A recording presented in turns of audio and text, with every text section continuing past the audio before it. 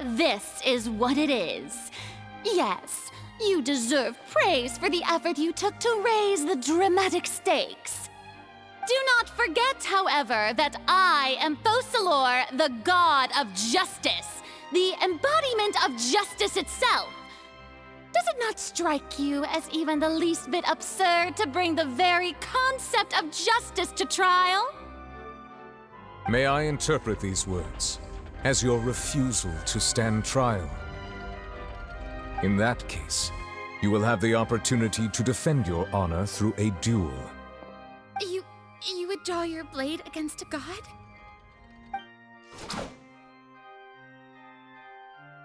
I see. It seems like you have made up your mind.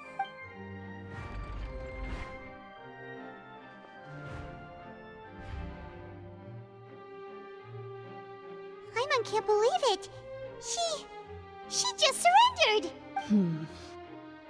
What the heck is going on? Did I just see an Archon? Wow, how utterly humiliating. Lady Furina, what is the meaning of this? It would seem that there has been a misunderstanding. Looking for excuses again. I raised my hands just now I will admit that I've been running away. I'm sorry, everyone. I was unable to protect the people of Poisson. It is my duty to stand trial for my crimes. You are not the only ones to be disappointed in me. I, too, am exceedingly disappointed in myself. But now, it is time for the Hydro Archon to show you her courage and resolve. I, Furina, will use this trial to show the world the true meaning of justice! This time, I will protect you. Applaud and rejoice! One of the most outrageous and fantastical arcs known to the opera epiclese is now unfolding before your eyes.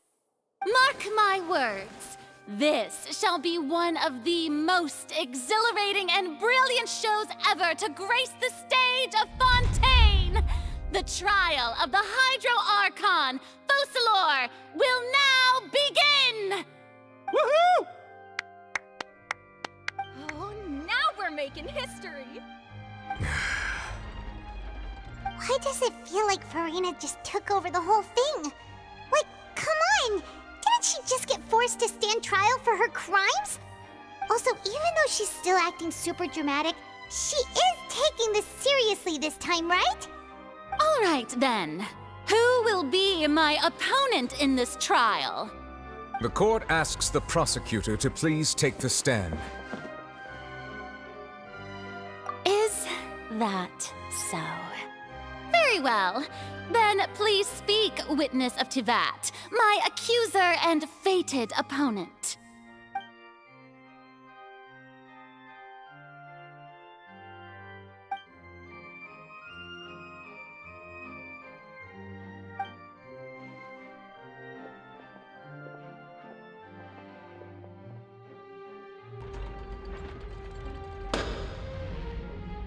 Also, please allow me to ask, as a final question before the trial begins. Just how much work did you do to force me onto this stage? Well, we did do a lot of prep after the meeting that day. I can go over the tasks assigned to the Spina di Rosula, since they were rather straightforward and easy. Navia, the president of the Spina di Rosula. Most of the people who participated in the disturbance this morning were my subordinates. They changed into plain clothes and came to the Opera House as regular audience members, waiting for the perfect opportunity to incite insurrection against you. The people's resentment against their Archon has been building as more and more of the prophecy is fulfilled. A spark was all we needed to turn smoldering anger into a flame.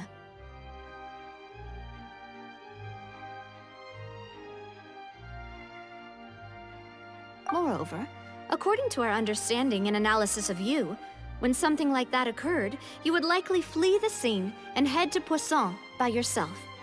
So, we arranged for a second group to lie in wait there. So, you mean, the ones who scoured the settlement for me were also from the Spina? And their goal was to force you to step into the giant magic box so you may personally participate in the greatest magic performance in all of Fontanian history. That's right. That house was a magic box, rather than someone's residence. As the super ultimate version of the setup that I used when I first performed at the Opera Epiclese, the volume of the box was increased by a whole order of magnitude, and the distance it traversed was the entire gap between Poisson and Araneas. Its cargo, of course, was an Archon instead of a human. My thanks, Furina. Without your help, we could never have pulled off such an extraordinary performance. You're welcome? Of course, this performance was only made possible with Father's support. The House of the Hearth spent a massive amount of labor in Mora to pull this off. We had to select a location, construct the giant magic box, dig a tunnel, and open up a path through the water. It was a lot of work for all of us. So, in other words, the earthquake that we felt within the giant magic box was just a normal tremor from the transportation of the whole house? That's right. It wasn't a sign of another disaster to come. Then, I can guess Nervilette and Cloran's parts. You gathered a crowd, prepared a stage, and made sure that the champion duelist would be immediately ready for a fight. Also that as soon as I appeared on the stage, the trial may commence without a hitch. Am I right? Yes, that is correct. Well, Clorand, I must commend you for your courage.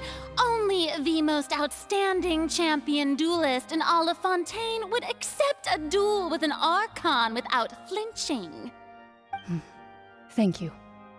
As for you, Traveler, I suppose your role was to keep me distracted with conversation once you found me in Poisson.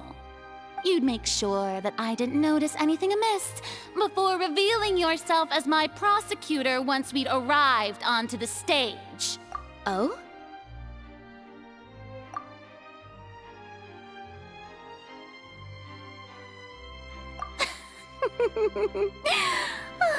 Is that so? Then I suppose I must have missed my final chance. It's fine. It matters not. What's done is done. The stage is already set, so there's no reason to disappoint the audience. Let's see this trial through to the very end.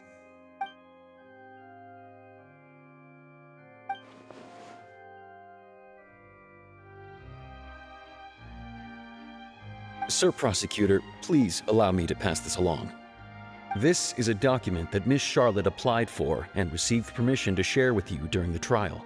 According to her, it should speed up the proceedings. Huh? Charlotte wanted to give us something? Oh, so she's here too! Hey, Charlotte! Oh, Leb Hymansi. Isn't this the exclusive interview that she did with us before? So she's already finished it, huh? Wait, then that means this document is a perfect timeline of everything that's happened ever since we stepped foot in Fontaine! So in other words, we can refer to this anthology of evidence every time we want to use something from our journey as evidence for an argument! Let's quickly confirm the information in it. Just think of it as a refresher, alright? You defeated the Hydro Archon in the very first duel you took part in at the Opera House. That's one for the history books, all right. I didn't think that you'd wind up getting to the bottom of the case I'd been following all this time. I guess you could also see this as a happy coincidence. This is the first time Monsieur Nervilette had a difference of opinion with the Oratrice. Even the Hydro Archon can't figure it out. A Fatui Harbinger. She's an extraordinary person. Her instinct must mean something. The fortress of Meripede was almost destroyed in a single day. that I didn't witness that scene personally will always be a source of professional regret, I think.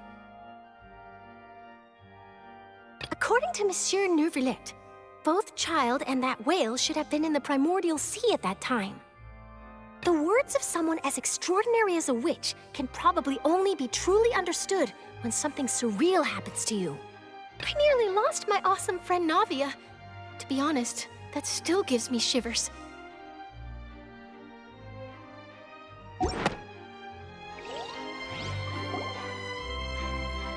The prosecution and the defense are both in position. The trial shall now... On, Neuvillette. There's no need to repeat all the unimportant legalese. Just fast forward to the part where the prosecution lays out my offenses. As the defendant and the lead actress of this performance, I still haven't even been informed of my supposed guilt in all of this. Of course, it is only natural for humans to struggle to understand the actions of a god. However, you will need more than that to convict me of a crime. That's true, but my charge here is unrelated to your conduct as an Archon. Instead, I would like to charge you as a fraud who's never been the Archon in the first place. Wait, what was that? Lady Furina's a fraud? Hey, I came here thinking that we were going to try the Hydro Archon for forsaking her duty, but did I hear that right? She's not our Archon at all? Charge accepted. Lady Furina, do you plead guilty to the... Lady Furina. I plead not guilty. How can I be guilty? There is no way that I, Focalor, otherwise known as Furina de Fontaine, a member of the Seven and the Regina of all waters, kindreds, peoples, and laws of Fontaine, could be anything other than your true Archon.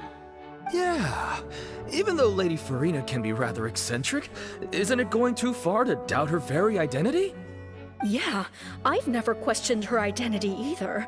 Sure, Lady Furina can be super irresponsible, but what grounds does that prosecutor have to make such a huge claim? I have cause to believe that common sense will prevail in this case. Many of the members of the audience have known me as the Hydro Archon ever since they were born. There would be no fooling their memory. See? Even the Oratrice has decided to show me its favor. Are you sure you want to commit to a charge that will never be upheld? If you wish to drop the case, I can promise you as the God of Justice that you will not have to face trial for making a false accusation. We will treat everything that's happened as a dramatic spectacle and move on with our lives. What do you say to that? Huh. An argument with near impossible odds, huh? We have to not only refute Furina's claims, but also overturn the long-held beliefs of the people. Well, I tried to give you the chance to surrender. If you must persist, then let me ask. If you believe I'm not the Archon, then what manner of being do you think I am? And if I was not the Archon, then how did I manage to live for over 500 years?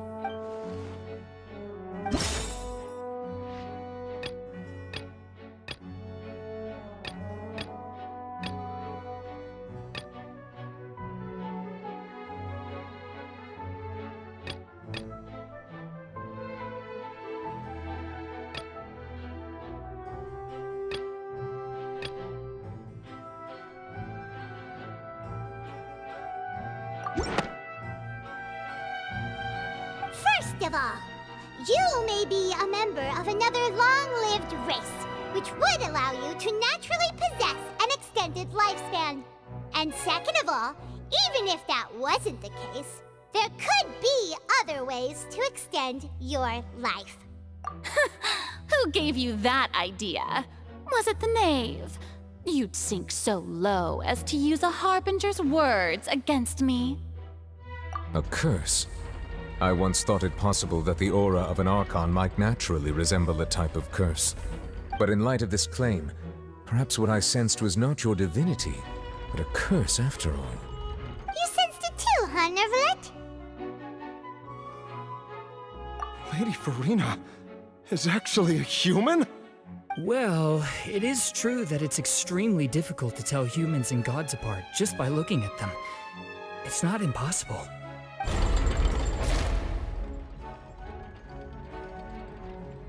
Well, don't start celebrating too early now. Even if I have been carrying a curse like you said, how does that prove that I am merely a human being? Besides, everyone knows that the main difference between a human and a god is the possession of authority. Gods can do what humans cannot. That's why they're worshipped as gods. For centuries, manifestations of my authority have served the nation of Fontaine. One need only to turn their eyes towards the Oratrice Mécanique d'Analyse Cardinal in this very opera house, or consider the endemidium that is used in every aspect of life.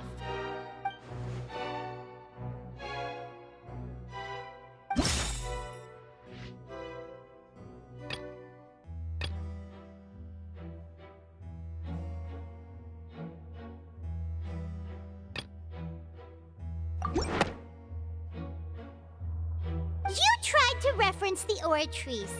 But weren't you as confused as all the rest of us when the Oratrice declared Child to be guilty without any proof?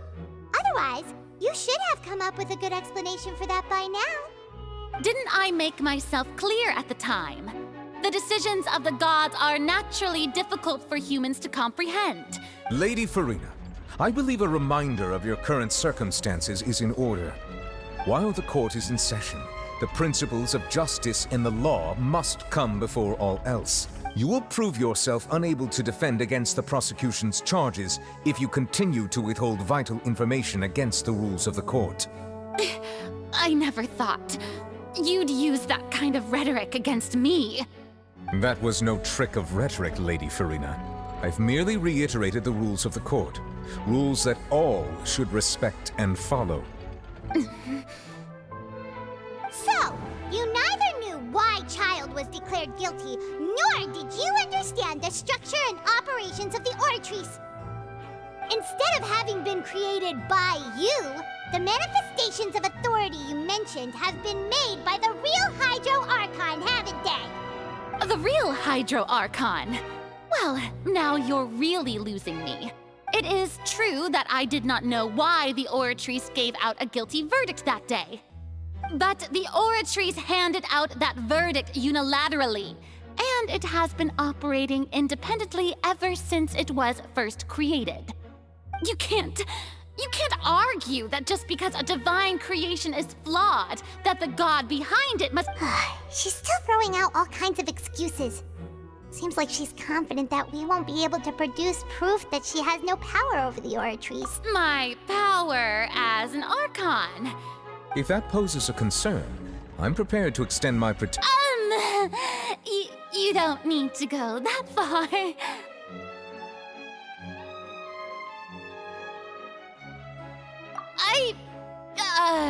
Aren't you the Hydro Archon? Or is it that you can't even wield the power of Hydro, much— Indemnitium! Yes! It's all because of Indemnitium! All Archons derive their power from the faith of the people, and I've converted the peoples. Thus did I give up all of my divine power to provide everyone with energy for their daily lives. Have you ever seen a more magnanimous god? Isn't that a huge— Yeah, no matter how generous an Archon can be, how could they give up all their power? Can a god— It seems like nobody's buying Furina's excuse. Hey, come now, everyone. Please don't stare at me as if I was a liar. I'm still the same Furina you knew, right? The one that you loved. Shouldn't you want to believe in me? Please? You've got to believe me. If what the prosecutor said is true, she really has committed a grave offense. Did she deceive all of us? And all of our parents and grandparents too? And all of our ancestors? Ever since they were born? Enough! That's enough.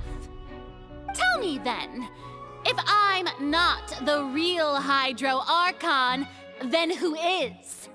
If you have no evidence of another Hydro Archon's existence, nor can you find anyone who can back up their claim to be such, then what grounds have you to say that I'm not actually the real deal? Wow, she came up with yet another argument. How can we refute her now? Seems like she really doesn't want to give up.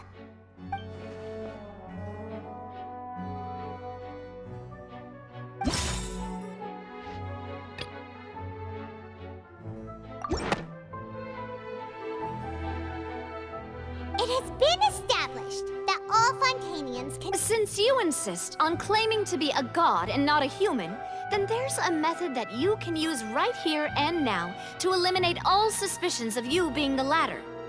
Miss Navia, please apply to serve as a temporary attorney for the prosecution before addressing the court. Super sorry, Monsieur Chief Justice. Now, I've brought some seawater from Poisson. As everyone knows, a massive flood struck the area not long ago, taking many lives, including those of some of my closest friends. So, Miss Furina, would you dare to touch some of this seawater? If we are to believe that you are indeed the real Hydro Archon, touching this seawater would have no effect on you. All it should do is strengthen your case. But if you don't dare to touch it, then we would have basically proved the reverse. Oh, and I must remind you that after the disaster at Poisson, nobody wants to see any more people dissolve. I do hope you'll act prudently and choose the simpler path of admitting— Navia from the Spina di Rasula. The Spina has governed— If Lady Furina is indeed just a human, she's probably Fontanian like all the rest of us.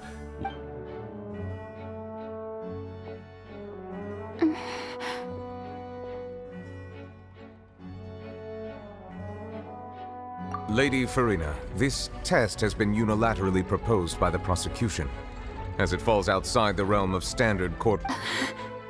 Well, of course he had to tell her that, but refusing to— She's just staring at the water without saying a single word. What's going on? Is she really planning to— Due to the inherent risk of the test, Lady Furina, you may—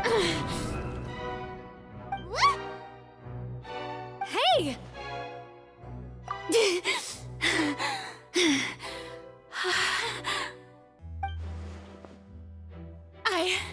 I'm fine!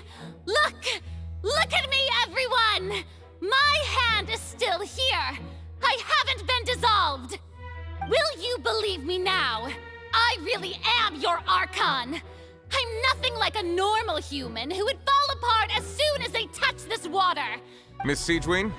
If you're present, Miss Siegewien, please come forward and attend to the defendant.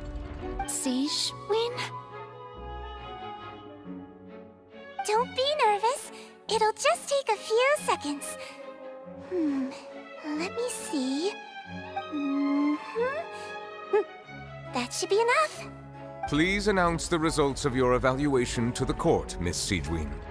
As everyone doubtlessly saw, Miss Furina was displaying symptoms of hyperventilation and flushed skin. These indicate that she was experiencing the adverse effects of exposure to primordial seawater. The extent to which she was affected is the same as other humans when exposed to primordial seawater of a similar concentration. Thank you, Miss Siegewien. Lady Furina, you may return to the defendant's stand. Oh, wait. What did she just say? I didn't get dissolved! Shouldn't that be enough to prove my innocence? Well, considering your tendency to run from your problems, we did originally prepare a direct sample of the seawater around Poisson. However, after extensive discussion, we exchanged it for a sample that is not concentrated enough to dissolve an actual human. After all, on the off chance that something entirely unexpected might occur, we don't want anyone else to lose their life to the sea. Yeah, so out of regard for Furina's life, you secured a low-concentration sample and asked the head nurse to serve as an expert witness. It's a great thing that the direct sample wasn't actually used. Furina could have...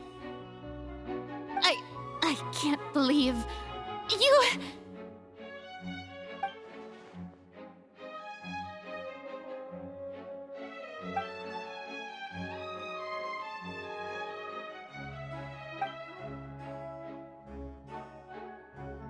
Listen to me, everyone!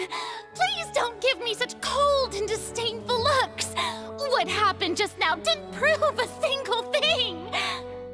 Think about it! How can you conclusively prove that an Archon can't also be affected by the primordial seawater? Also, if I was really just a human, why would I dare to just put my hand in that kind of water?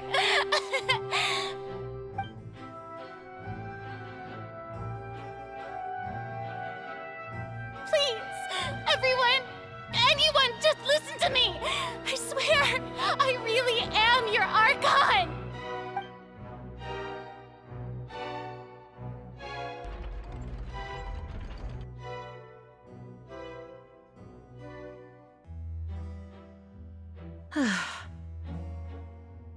I don't think anything she says at this point will sway anyone.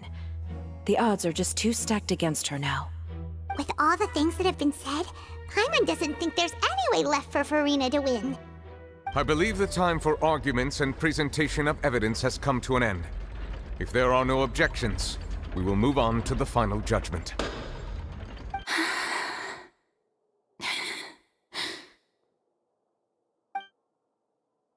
I don't think anything she says at this point will sway anyone. She's too stacked against her now.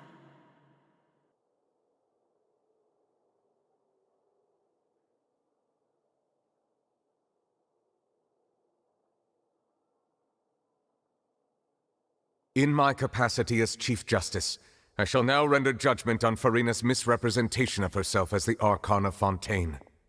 As a human who knowingly deceived her fellow citizens, Furina is...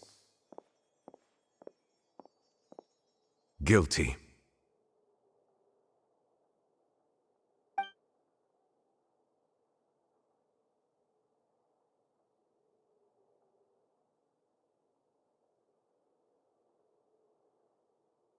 We shall now turn to the Oratrice Mécanique d'Analyse Cardinale to render the final verdict on the charges.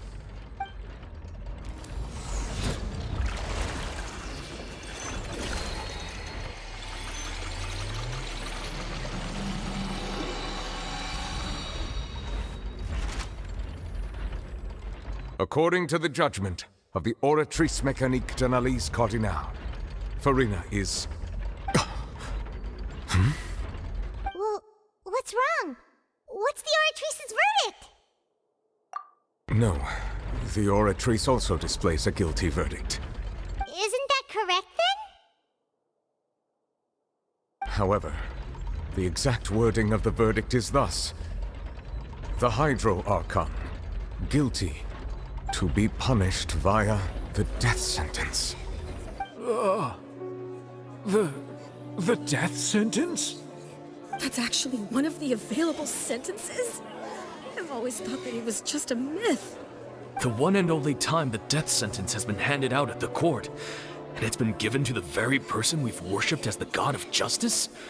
What an unexpected twist. Furina's been sentenced to death by the Oratrice? We just wanted to use the trial to show her the seriousness of things so she'd tell us the truth. How did things escalate this quickly? This outcome is indeed quite strange. According to Fontaine's current definitions of justice, as well as its recommendations for criminal sentences, is this sentence really appropriate for the crimes that have been committed? Yeah! Even Vacher wasn't sentenced to death by the Oratrice. You know, the real evil mastermind behind the serial disappearances case. Indeed. Not only is Furina's sentence overly excessive, the very point of our trial today was also to prove that Furina has never been the Hydro Archon in the first place. But now, the Oratrice seems to have deliberately invoked the title of the Hydro Archon. What does this mean?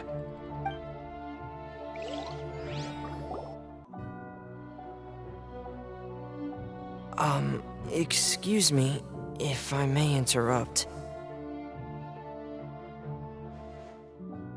Is The trial's still going? Frimine! You finally made it. I assume this means you've completed your mission? Mm-hmm. Any mission Father assigns to me will always be top priority.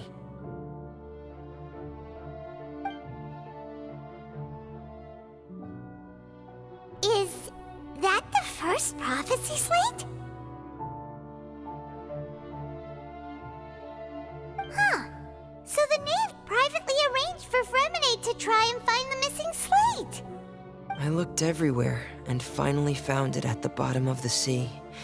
It took me a long time to get around some dangerous stretches of water. But has the trial already concluded? Then doesn't that mean... Thank you for your hard work, Mr. Fremine. Please allow me to review the record left on the slate.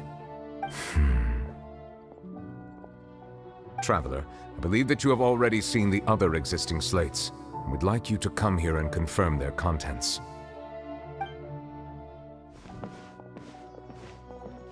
Huh? So what do you see? What is it?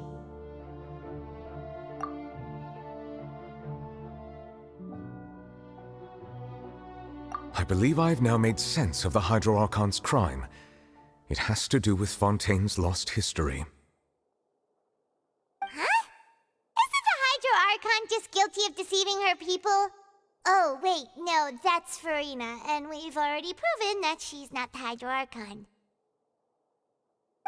So when you say Hydro Archon, do you mean the real Hydro Archon we've been kinda talking about? In truth, everything that you've encountered in Fontaine up until this point can be traced back to the contents of these stone slates.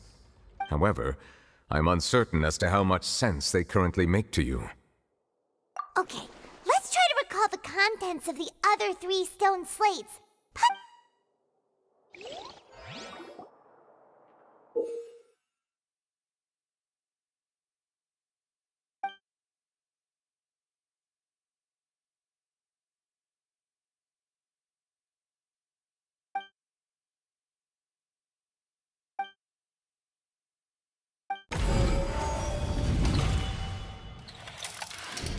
The first stone slate describes what you just said. It seems to show the previous Hydro Archon using her divine power, and then the Oceanids turn into humans. Does that mean that Fontainians are transformed Oceanids? Oh, Paimon wasn't expecting that. But if Oceanids can turn into humans, then the second stone slate shows Celestia floating in the sky, and the Hydro Archon and her people worshipping it together. But the heavens still brought judgment down upon them. This must be the point when the Hydro Archon and the Fontainians were branded with their original sin. Does this mean that the original sin and the Hydro Archon sin are the same thing? The third slate shows the Hydro Archon sinking into the sea surrounded by many people. That reminds Paimon, didn't we also watch that happen to someone else? Well, the fourth slate is the prophecy the Fontainians have been talking about. People dissolving into the sea, the Hydro Archon crying on her throne, and so on. We didn't believe that such a crazy disaster could happen at first, did we? But...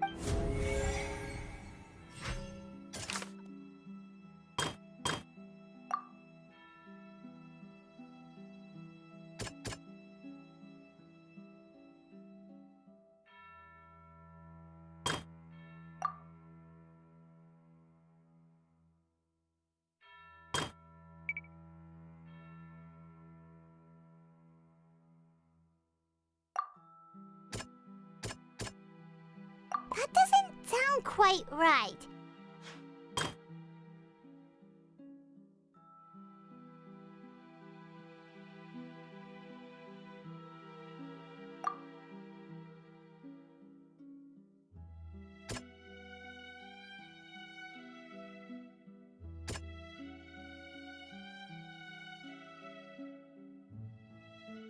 That doesn't...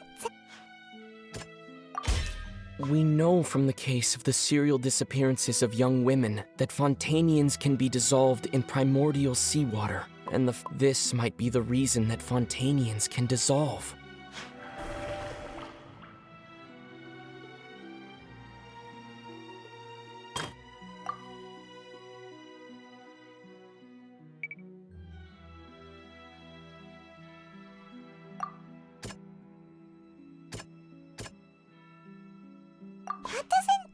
quite right.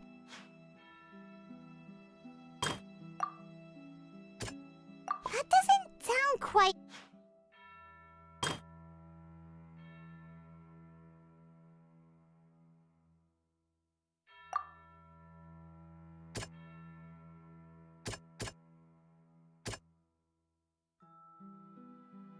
That doesn't sound quite right.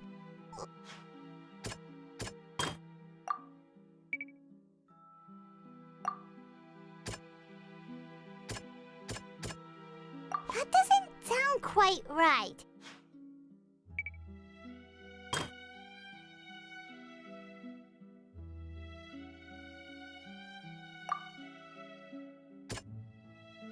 That doesn't sound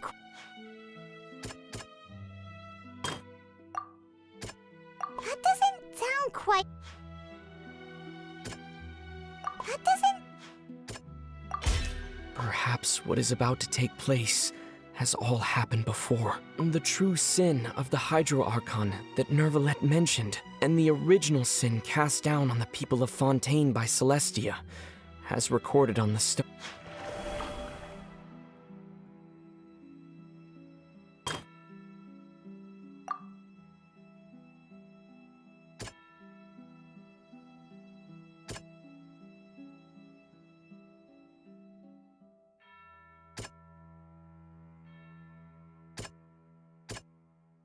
That doesn't sound quite right. It's not as simple as falling. When Navia fell into the sea, her consciousness was subjected to judgment. The stone slates show the people gathered around the Hydro Archon in the sea.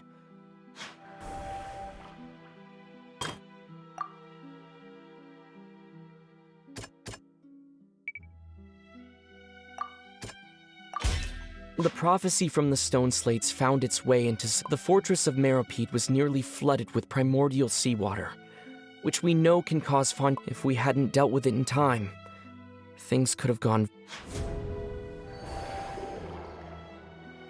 They'll dissolve into the primordial sea but won't cease to exist.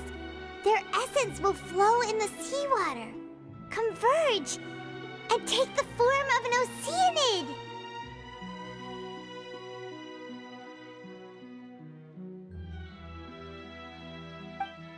The Hydro Archon was sentenced to death in court, shocking everyone present. Perhaps this means that her sin was actually Fontaine's original sin.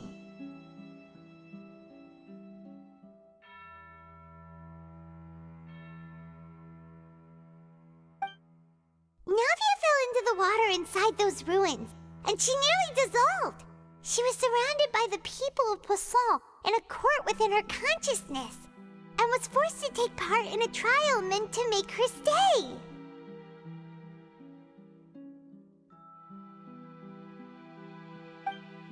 The eruption of the primordial sea at the fortress of Meropide was the surest sign that the prophecy was about to come to pass no matter what. The prophecy's contents can all be verified by recent events. If we combine what we know together, loads of truths should come to light.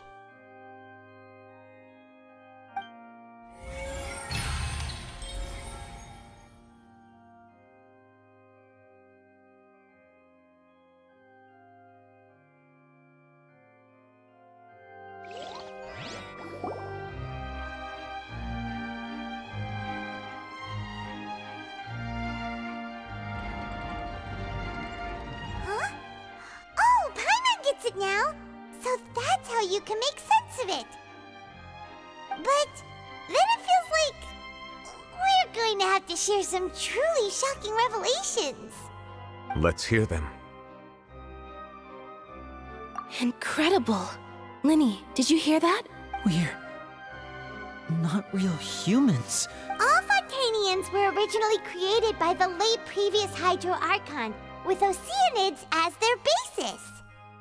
The evidence for that can be found in how only Fontainians could dissolve in primordial seawater, and how all the girls Vacher dissolved were also turned into Oceanids.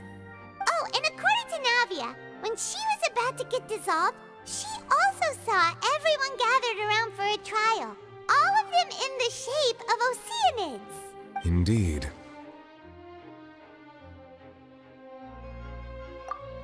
Yeah, and it follows from the content of the first slate that she probably angered Celestia by creating humans without prior permission.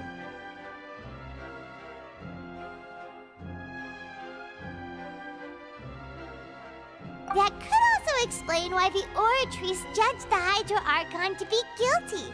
It's to account for that ancient sin. The Hydro Archon's true sin was creating us? And yet, after many hundreds of years, the Hydro Archon's creations have turned around to try to judge the Archon within the Opera Epiclese. The twists of history are often the most unexpected of all. Yeah, isn't the image here just like when Navia fell into the sea? So wouldn't it be trying to show the image of the Hydro Archon also falling into the sea once the prophecy has been fulfilled in the fourth slate? In the end, the people will all be dissolved into the waters, and only the Hydro Archon will remain weeping on her throne. Only then will the sins of the people of Fontaine be washed away. Did Paimon get all that right? You've made some keen deductions. I must say, given how much you still don't know, it is impressive that you've already managed to connect so many pieces of the truth. However, while you were able to decode all the information on the slates, they've also been etched with an additional layer of hidden information using When we were at the ruins, I tried to decipher the hidden information recorded in the slates.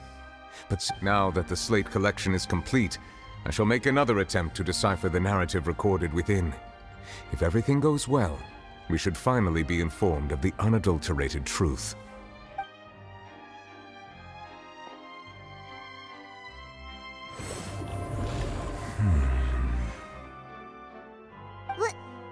Well?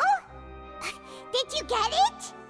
I believe I should share this truth not only with you, but with all the people of Fontaine as well. I will try to briefly summarize it for you. Your hypotheses regarding the origin of Fontainians and the sin of the Hydro Archon were both correct. In the Fontaine of old, the previous Hydro Archon sensed the yearning of her Oceanid familiars for life on land.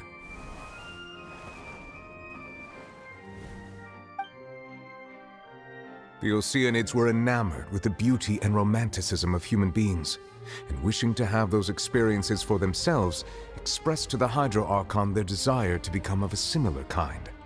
However, even though water as an element is intricately linked with the power of life, the Hydro Archon, as one of the seven, did not possess the authority to create a new form of human life.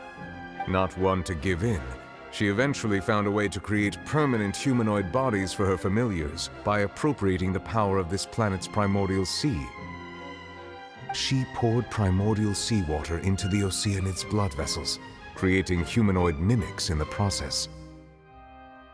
But if Fontainians were to ever come into direct contact with water from the primordial sea, the power within their bodies would escape these artificial restraints and return to the sea. As a result, their forms would collapse, and they would be reverted to their original forms as Oceanids. Of course, the Hydro Archon never received permission from the heavenly principles to create a new human race. And thus, the Hydro Archon and all of her creations came to shoulder the original sin of appropriating the power of the primordial sea. That is the true history of how the people of Fontaine first came into being. So we were all Oceanids before we turned into human beings? That's way too much information for me. I think I'm just going to pretend that I never heard a single thing. Wait, but if that's the truth, we can't let the Hydro Archon be sentenced to death. After all, her only sin was creating us. This really might be too much information for your regular Fontaine. Alas, your hypothesis regarding the third and fourth stone slates was inaccurate.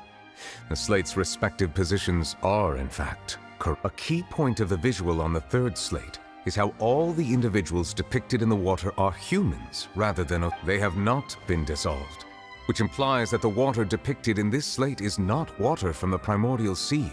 The nation of Fontaine is the nation of Hydro, as well as the nation of Trials and Justice. Instead of being the literal element, you may also recall Navia's experience.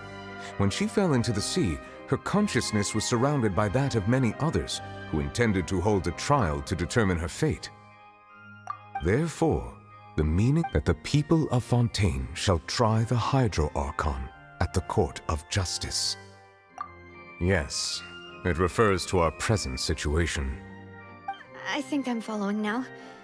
So, what you're saying is, even though in truth, everything we've done has happened exactly as the prophecy foretold. What should we do? Huh. No matter what, the prophecy will be fulfilled. Is this what it feels like to be a prisoner of fate? If that's the case, does that mean the scene in the fourth slate will also be fulfilled soon? Traveler, I would like to point out another small fallacy in your deductions about the fourth slate.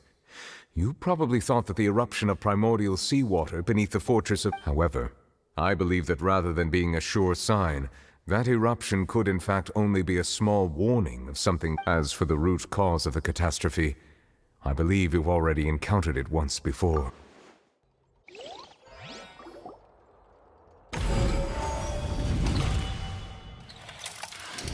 This eruption was just a small warning of the things to come. We must find the root cause of the disaster.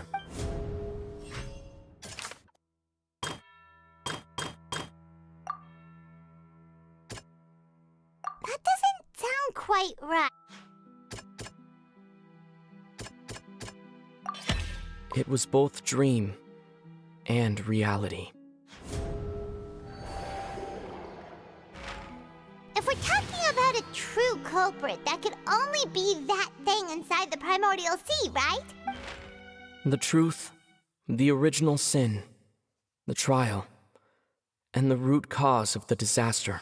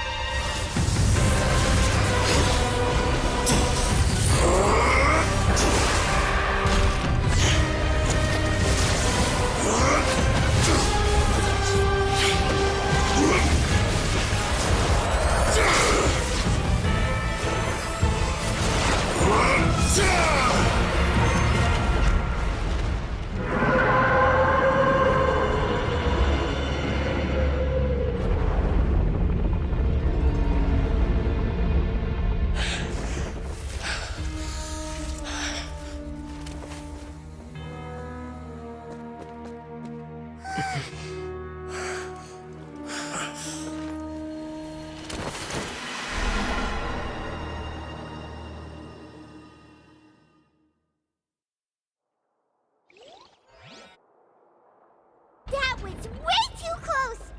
How did that thing just burst into the Opera House? Wait, was that the huge whale you saw in your dream? So we've met it at last. I understand very well why it has chosen to make an appearance here. That whale does not belong to Tevat. It is a monster that has traversed the stars, weeping all the while.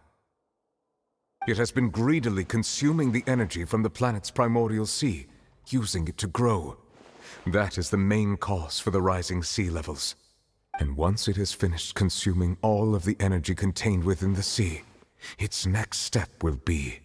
You said that when the Hydro Archon first created Fontainians out of Precisely.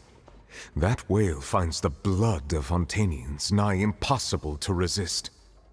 Therefore, when it left the primordial sea, it decided to make its next stop a packed opera house full of food. We just barely managed to push it back, right? In that case, won't it come back to target the people again when— That is correct. Indeed, it is more accurate to say that we should thank that Harbinger for buying us some time. Without him, the whale would have likely come onto land far sooner. From the way he looked, he must have been fighting the creature for quite a long time. That battle maniac. We've always known that he had a special connection with that whale, but we definitely didn't expect it to help us out like this. Anyway, now that we know that this whale is the actual cause of the disaster recorded in the prophecy, all we need to do to stop the prophecy would be to find a way to beat it up, right? It is too late. It had already absorbed too much of the Primordial Sea's energy before we could notice it. At this point, even if the entirety of Tevat were to be destroyed, it could still survive and swim off towards some other world. That's not something I will accept. We've already done everything we can, and we even found the true culprit. We've come so far. You can't just tell me that the last hurdle is some impossible foe. That's just not fair. Indeed, that's not how a grand performance should end. I'll fight it to the end, no matter what. So the prophecy will be fulfilled no matter what, huh?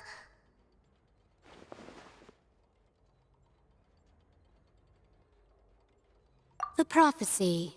Yes, what has been prophesied will be fulfilled. You may view such things as...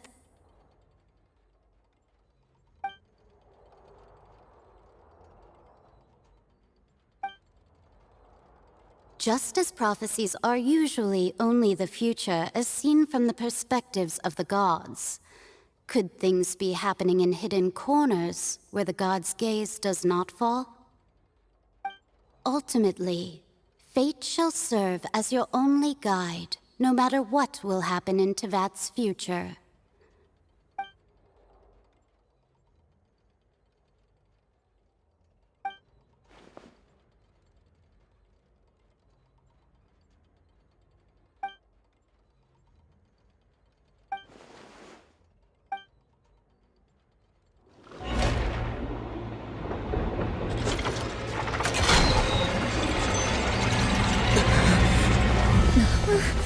What's happening with the oratories?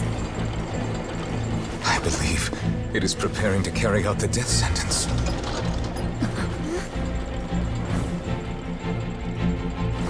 Furina!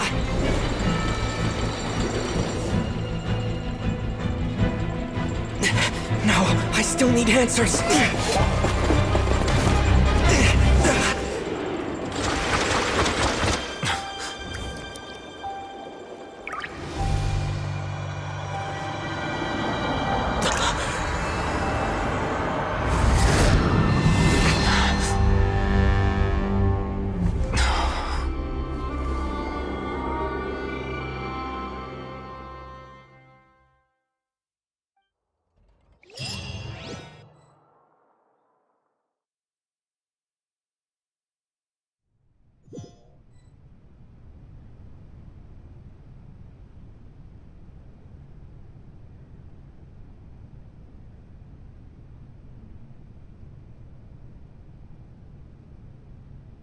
You...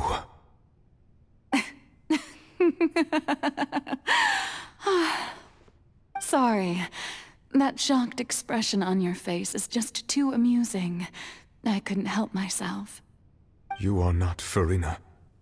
Who are you? The sweet sound of bewilderment. Marvelous. A sure sign that my attempt to deceive everyone was a resounding success. But to answer your question, I am Focalor. You know, the god. Focalor? Why did you deceive us? Oh, that wasn't my goal, of course. Goodness, no. But I had to fool everyone else too, if I was to stand any chance of deceiving the heavenly principles. Deceiving the heavenly principles? It's all because of that pernicious prophecy. Dreadful, wasn't it? Everyone doomed to dissolve. Fontaine condemned to be flooded. One was not amused. In fact, one was positively bemused when that problem was thrust upon me by my dearest predecessor. That's the former Hydro Archon Egeria for the uninitiated. It hardly gets more disastrous than a preordained national catastrophe, now does it? She knew full well that the prophecy would surely come to pass. And as one of the seven, she also knew full well that one defies the heavenly principles at one's peril. So yes, as you have no doubt surmised, it was a rather impossible situation that I found myself in. I spent a terribly long time mulling it over, alone on the ocean floor. And I was almost growing barnacles by the time I finally realized there was only one possible solution to this confounding conundrum. I had to outwit the heavenly principles, allow the prophecy to be fulfilled, ostensibly at least, while saving everyone at the same time. I'm a genius, I know. I can only assume that's why Egeria chose me as her successor. Although, looking back now, it was hardly the inheritance one dreams of.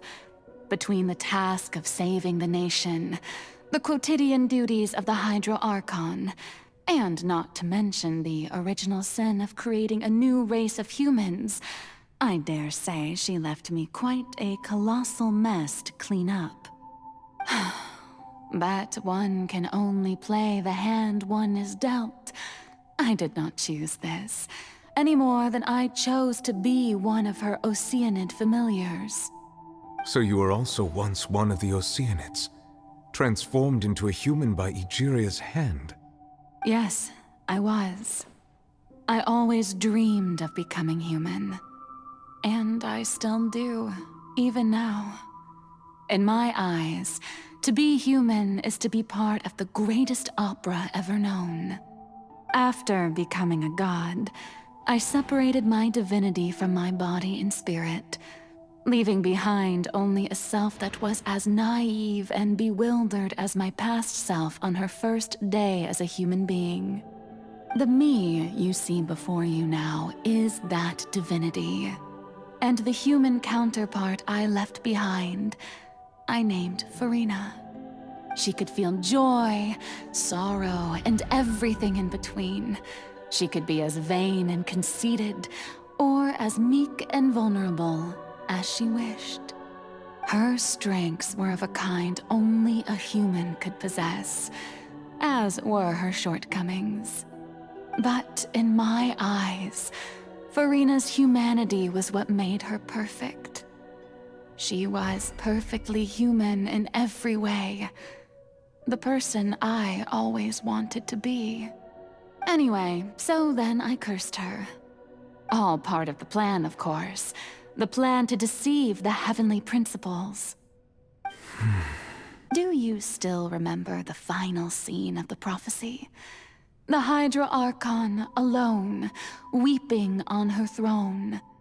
In order that the prophecy might appear fulfilled, I invited Furina to be an actress, to play the part of the Hydro Archon in the prophecy. Under the curse I placed on her, so long as I, Focalor's divinity, continued to exist, she could not die. But nor was she free to live her life in the pursuit of happiness. Instead, she was forced to take the stage in the opera house, to embrace the role of leading lady, to forever play the part of the god from the prophecy, all to create a deceitful appearance of that prophecy coming to pass. I suppose now you probably understand why your court is called the But Furina is only human. Even though she has had a long life, her mind is no stronger than that of... I cannot begin to fathom what she has had to endure. It has indeed. And although she is, in a sense, me in human form, I most definitely owe her an apology for it. It's been 500 years, and all along, she's been playing her part in the most unimaginably long, unbearably lonely.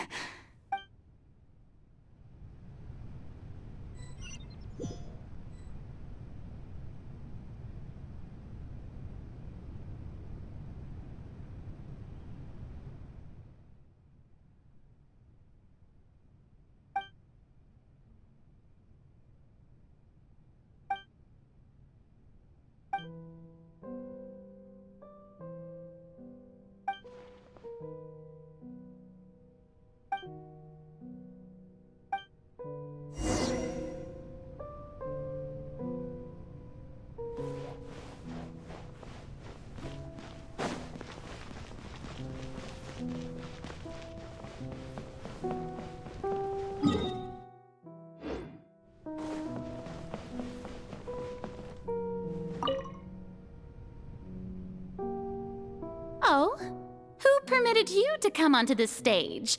Now, I understand your admiration. All right. It is not my intent to reprimand you. There is no need to state your name. Just be off with you. Do not distract me from my performance. Oh, do not jest. Can you not feel it? I am Focalor. The eyes of countless Fontanians are upon me. I must, at all times, display the utmost elegance and nobility.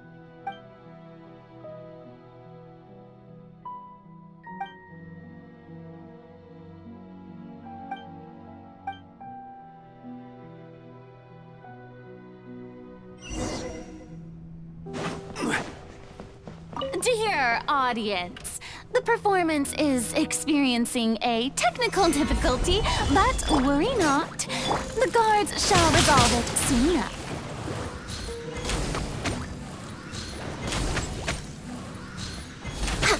Let's light it up!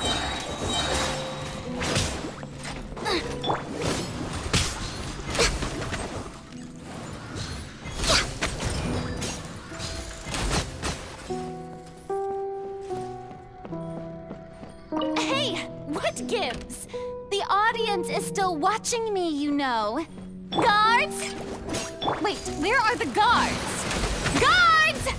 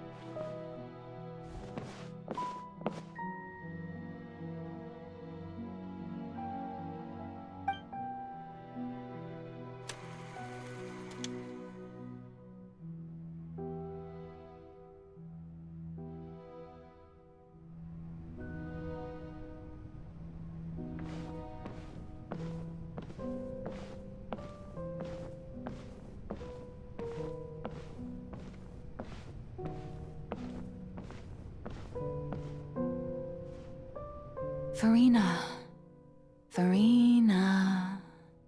Huh? Who's that? Who's calling me? Where are you? Be not nervous.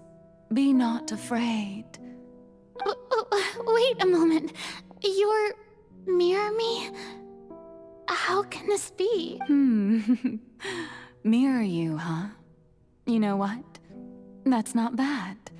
Mirror me. What do you wish to say? The prophecy. Have you heard of it? What prophecy? Wait, the people will all be dissolved into the waters, and only the Hydro Archon will remain, weeping on her throne. Only then will the sins of the people of Fontaine be washed away. Oh, very good. You know. What's going on? I can't seem to remember. Yes, it will. And that is why I've come to you. Disaster will come to Fontaine sooner or later. Things will develop just as the prophecy declared. There is no escaping it. But doesn't that mean everyone will die? I'm a Fontainian just like them. Will I dissolve too? Oh, don't worry. Magical meetings exist in this world precisely to give people a chance to turn things around. I will tell you how to save everyone, but you may have to suffer somewhat. Oh, so there's still hope after all. Goodness, you frightened me. You spoke so much and with so much certainty. As for the suffering, well, I will admit that the first thing that came to mind was, why do I have to be the one to suffer? But if the prophecy will come true, I'll also die anyway, right? So if I've already met you as my magical meeting in this world, if there were scales, with all the people of Fontaine on one side, and my pain on the other, is it not You truly are the perfect human, my ideal. I suppose this would also be the justice that belongs to you.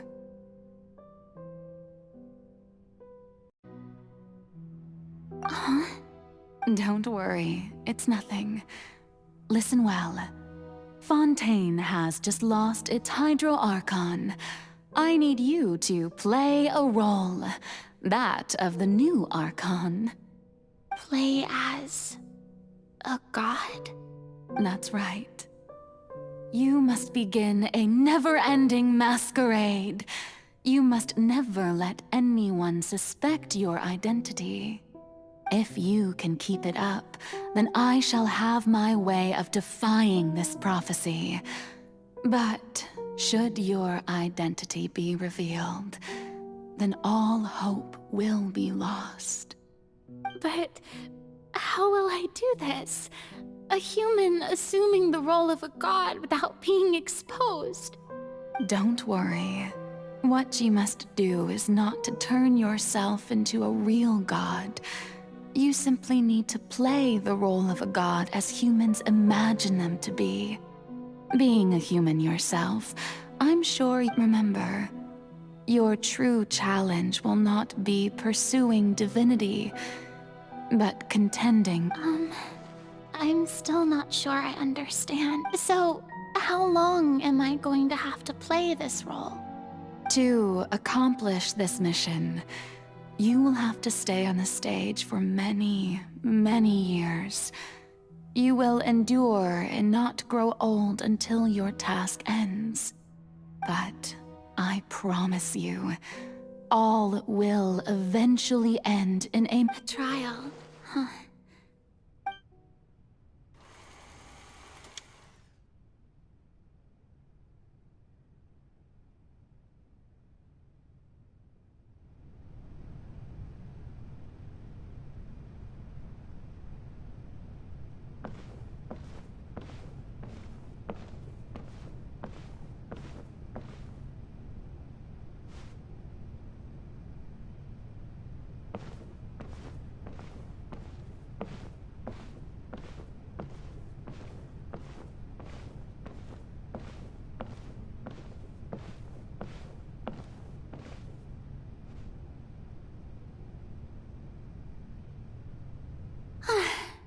The Maison Cardinalise has announced my accession, but this is my first time facing the people. What should I say to most appear like a god? To be honest, I still don't know. Perhaps, ladies and gentlemen, good evening, and welcome to the Opera Epiclese. I'm sure you've all heard about how I have taken on the role of Hydro Archon. Indeed, I am Furina de Fontaine, your new Archon. In truth, I know little about becoming a nation's new god, but it will be my honor to guide you all. As the god Focalor, the god of justice, I shall do all within my power to lead you into an age of fairness and justice. Once again, thank you all for coming. If you should have any questions or suggestions, please send them to the Maison Cardinalise. The future of Fontaine will require us to work together, after all. This should do it. I thought I might stammer, but thankfully, I was able to convey my thoughts just fine. Okay, and next.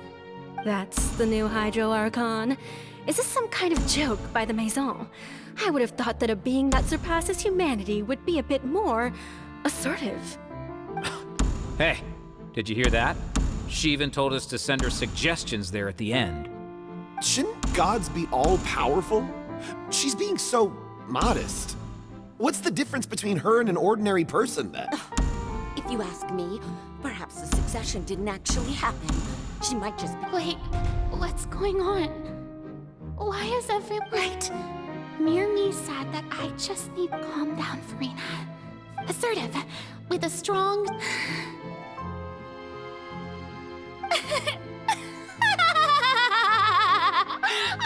Oh, very good, my people.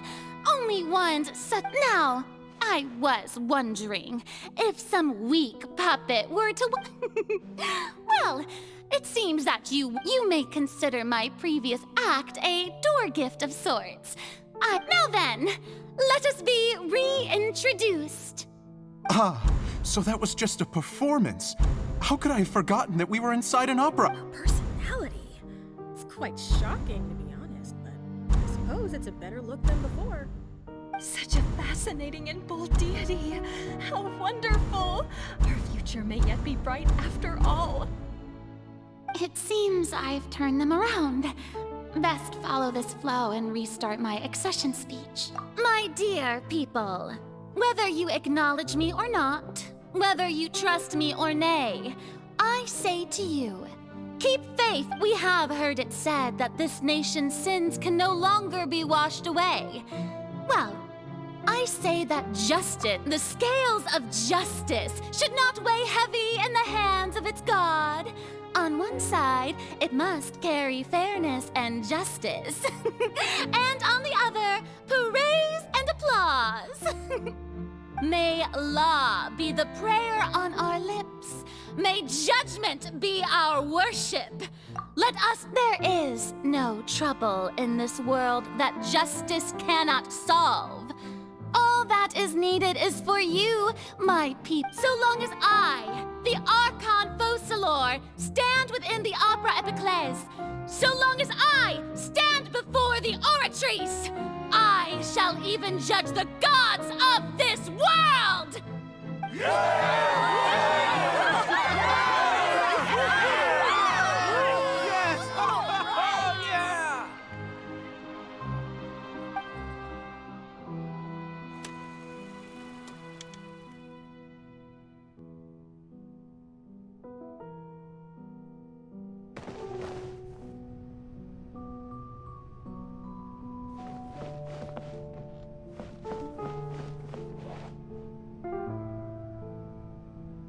Lady Furina, here are today's case reports, as well as a summary of the— Come now, was I not just... Besides, none of these trials were... if I may be so impertinent. A magnificent, dramatic, and... That's true, I fear I lack the ability to grasp your— No need for fright, and do not take what I said before too seriously.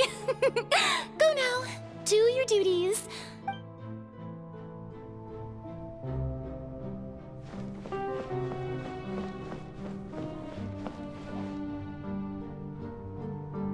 Lady Furina, I don't know what to say.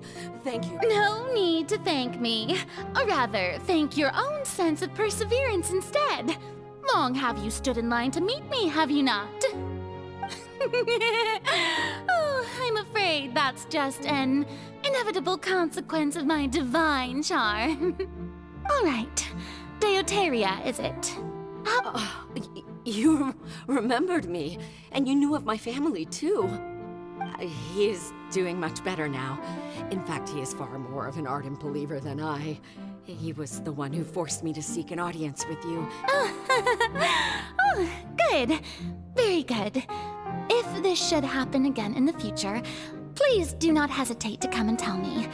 Going down to citizens' homes every so often, well, not... You're such a gentle and wise god. Thank you once again, on behalf of my son.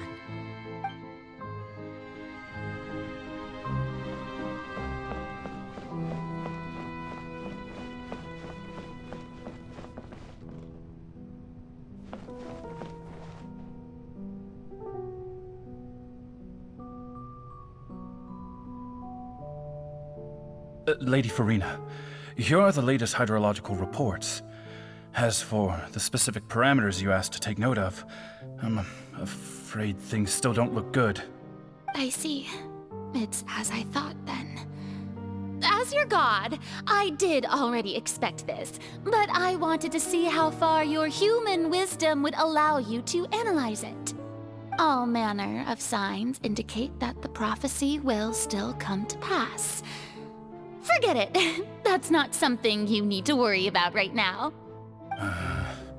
Well, as I understand it, the Fontaine Research Institute is also trying to find a way to counter the rising water levels. Really? Have they found anything? I'm afraid that they haven't found any effective solution thus far. Oh, is that so? Well, no wonder. This issue has reached the realm of the gods, after all. Still, their spirit is praiseworthy.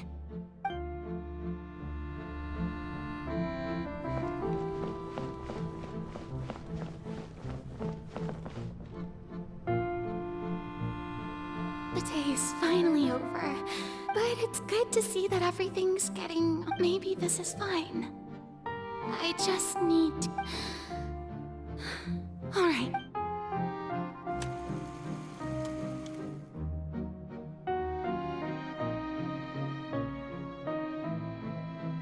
Lady Furina, here are the new trial reports for the latest... There'll be no need. Lady Furina, I've... Indeed, my dear, loyal... Lady Furina, we're detecting significant hydrological anomalies near Poisson. Understood. Keep monitoring. Keep me informed should anything come up at the Institute. I don't think I feel utterly exhausted.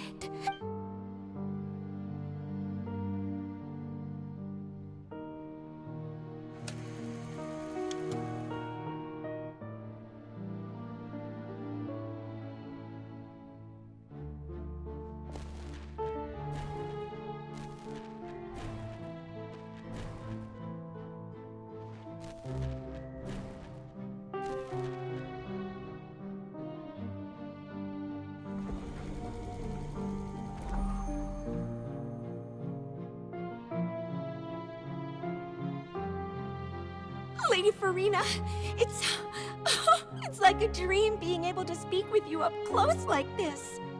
I've heard that the first member of our family who was honored to receive an audience with you was Madame Dioteria, almost 20 generations ago. And surely you exaggerate, Lady Furina. My lady? What is it, good citizen? Are you crying?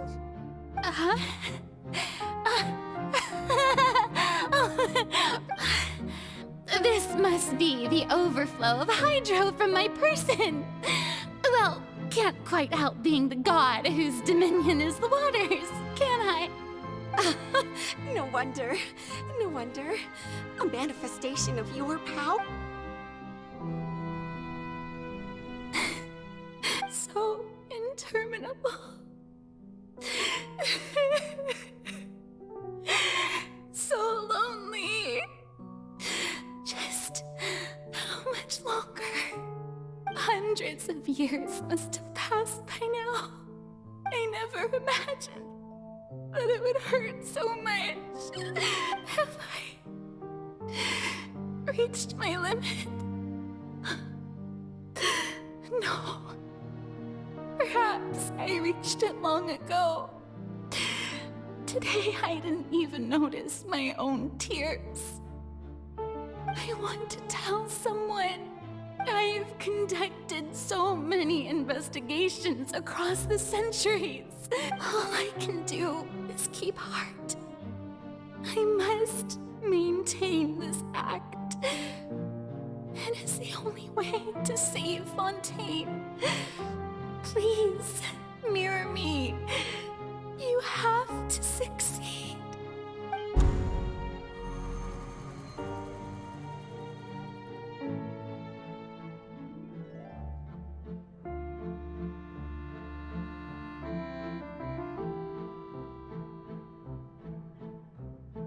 Furina, you don't have to shoulder this burden alone, although I don't know what you might be keeping from everyone.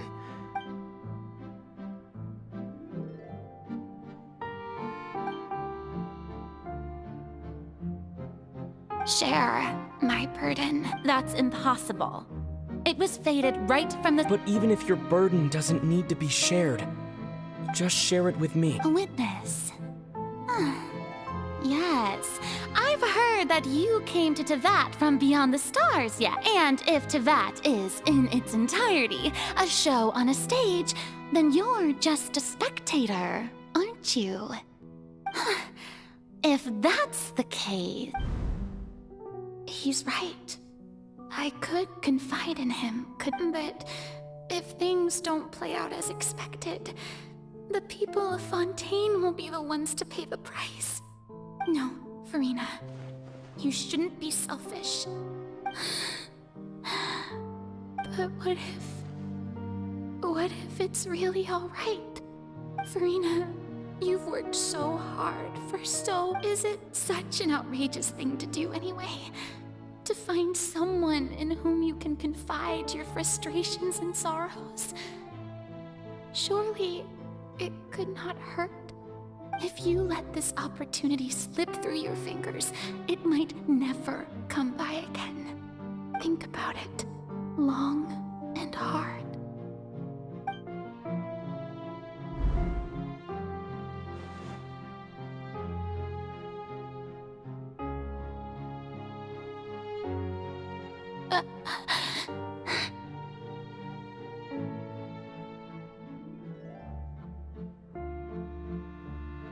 No, I have nothing to say. I am Furina, the Archon of Fontaine. Everything will surely get better. All you need to do, dear spectator, is to witness my performance.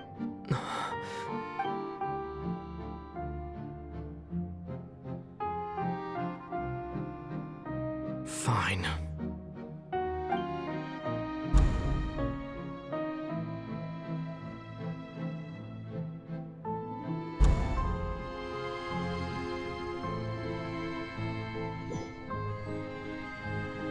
So even Furina doesn't know the truth?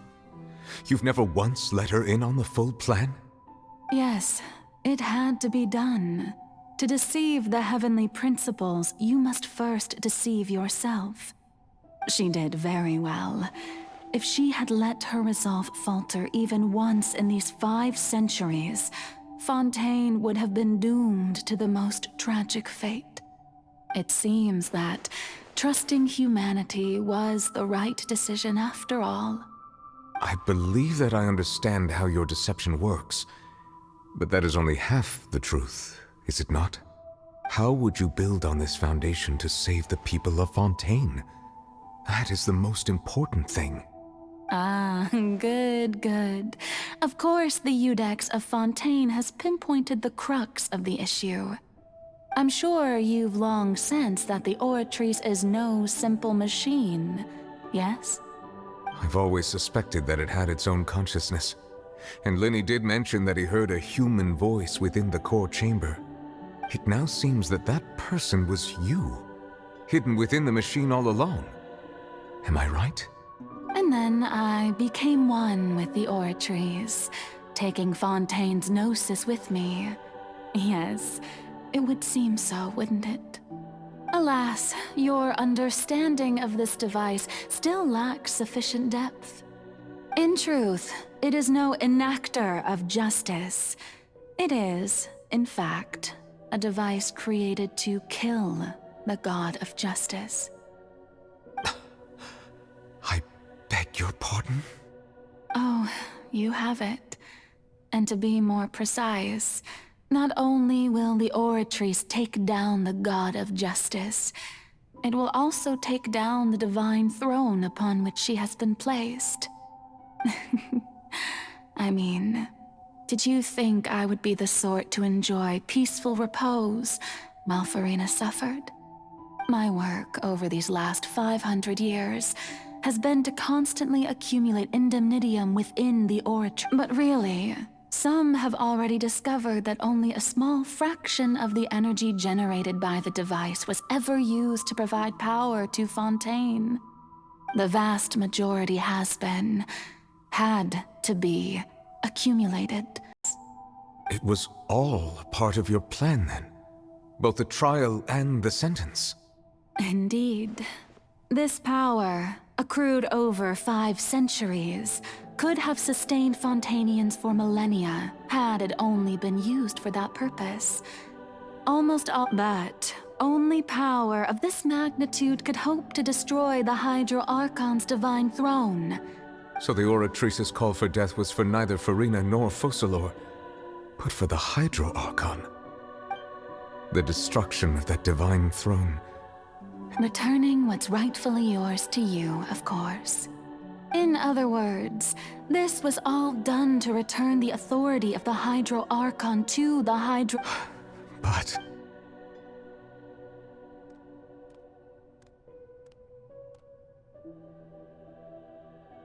Oh, what? Getting sad again, are we? The authority of the ancient dragons shall soon be yours once more, O Hydro Dragon Sovereign. And this is the face you make. All you've done throughout the years is just so you can sacrifice yourself at the very end. I've never quite seen it that way, you know. Even now, I'm quite pleased at how well my deception worked.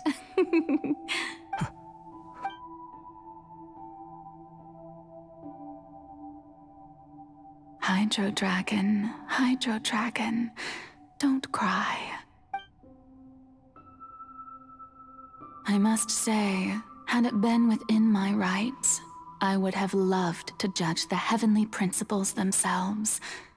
Were they not guilty of essentially the same crime? Egeria stole the power of the primordial sea, and the heavenly principles stole the power. I, for my part, am the god of justice. Speaking of justice, I have always believed that justice... So, if the theft of the primordial sea's might was Fontaine's original sin, then, leaving matters of procedural right and wrong aside, the descent of the Fontainians as humans, in other words, existence was Egeria's defying the prophecy and ensuring that Fontaine's... At this point, we, whether it Iudex Nervillet, the highest judge in our land...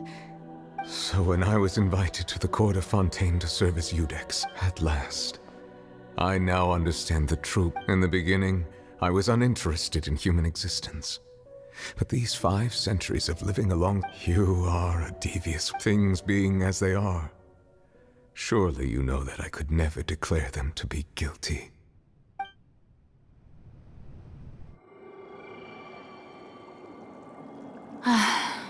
The hour of my execution is almost here.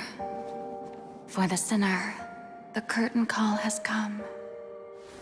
I know I may not sound it, but faced with death, I find myself a little afraid. Perhaps this is one thing both gods and humans have in common.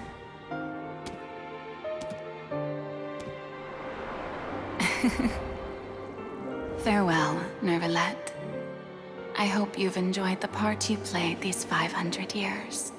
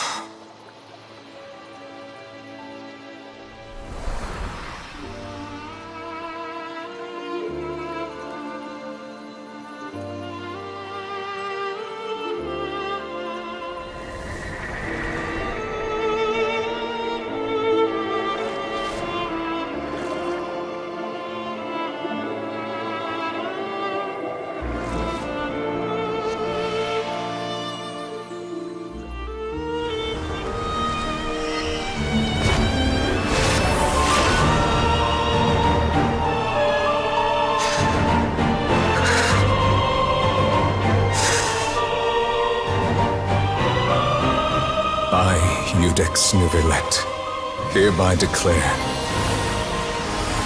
people of Fontaine, your sins are forgiven.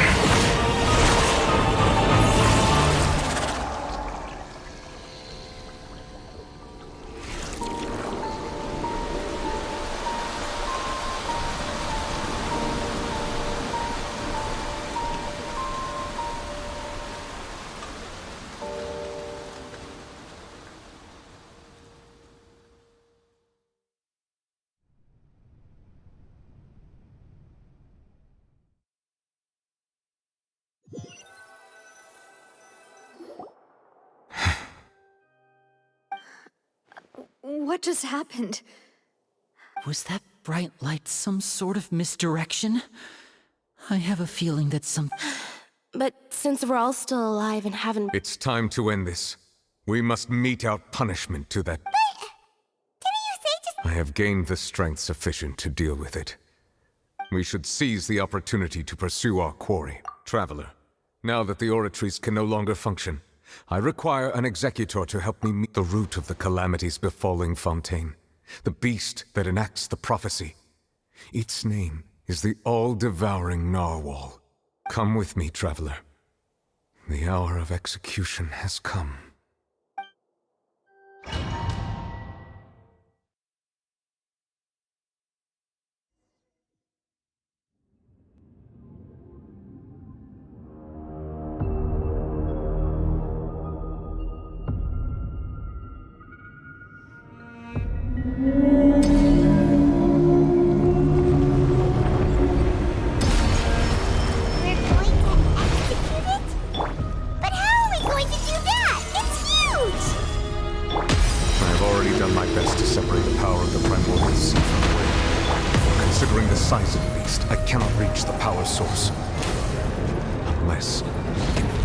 To attack it from within. I shall share a part of the ancient dragon's power with you. We shall look for the one together.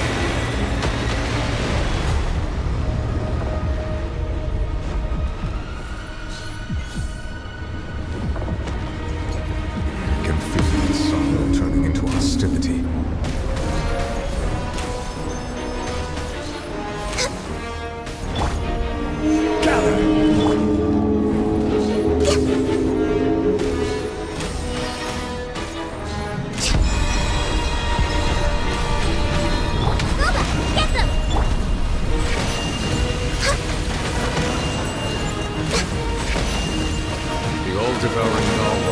Resist its instinct to devour. Continue to trigger its hostility. Chance will present itself.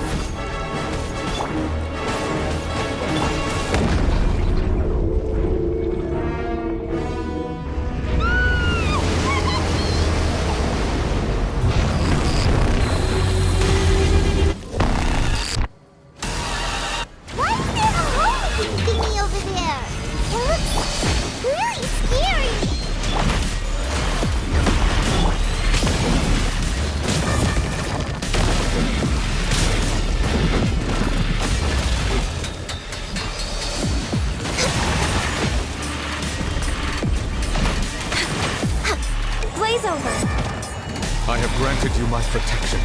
Do not fear. Seize the moment and use my power to suppress its root from within.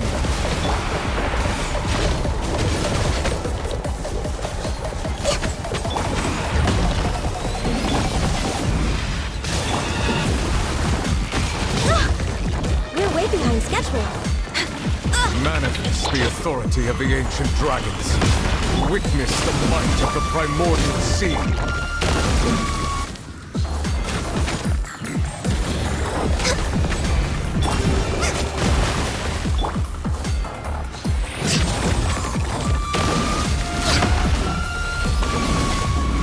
Born of ice and frost.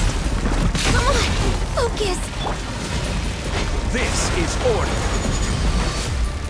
Stabilize. At the right hand.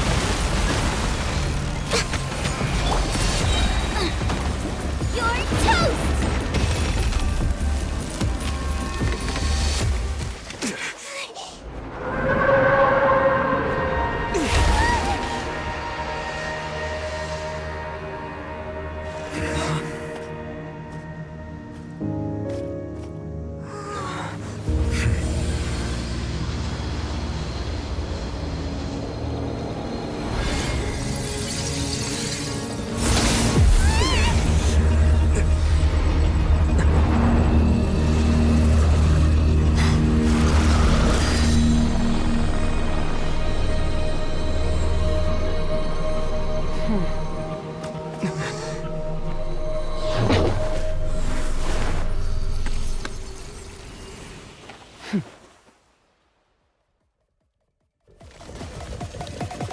Thanks for helping with the cleanup. It should have been my job, but... oh well. It was just supposed to be a short private training session for me. I didn't think that my disciple and my master's pet would start Well, actually, I had a feeling that it would happen at some point. But they bumped into one another earlier than I thought. That power. Who are... Paimon has an idea. From what she said earlier, she must be Child's master. Skirk, right? It's just that he gave us the impression that she was, I simply did not have anything to say to the weak. But you, on the other hand, managed to... so you may speak to me as equals. I have to agree. It's a strange use of a planet's primordial waters just to raise an all-devout... That kind of power is wasted on it. It's not cooperative. It eats too much. And I have more important things to do with my time than pets. All in all, it fails as a pet. Miss Skirk? I think you might have missed the point. The point being? Well, being that this pet almost just... So what sort of person is your master? Well, Child's master's master. Oh, right. So you don't know him. His name is Sertologi. Huh? I am unfamiliar. Huh. So Master is insufficiently famous. The foul? Still nothing? Well, how about the Visionary? Vetterfilnir, then? Or Gold Rhine-daughter? Ooh, that one we've heard! Rhine-daughter's part of the Hexen Circle. She's Albedo's mom, right? Oh, so you do know that name. To be honest, I also heard all of those names and titles from my master. I don't actually know them either. But I suppose you understand now, yes? My master is likely a similar sort to Wait! Didn't you also mention a visionary? Actually, never mind that. That the all-devouring narwhal used up nearly such roiling hydro energies will prove difficult for the planet. As such, the Fontaine back on the surface has... In other words, the prophecy that you've been fretting over should now be in full swing. What?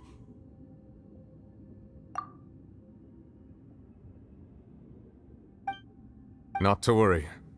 Focalor has... In the end, the people will all be dissolved into the waters, and only Furina will remain, weeping on her throne.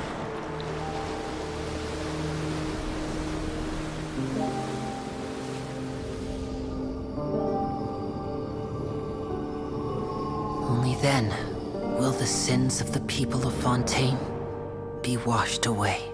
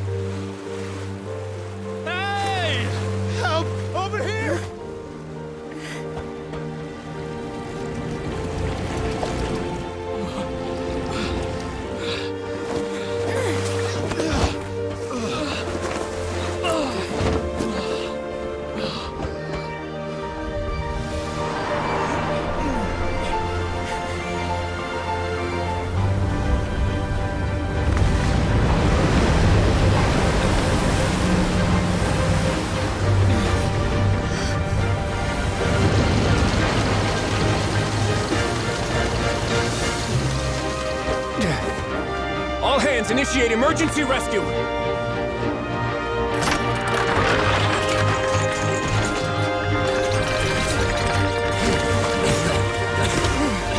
Hurry!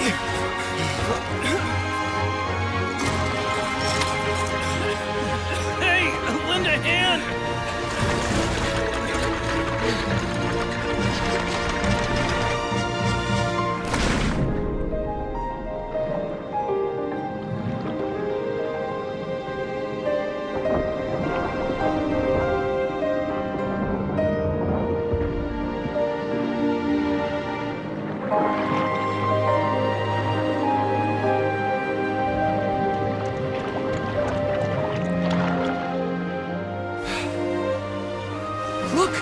water's receding!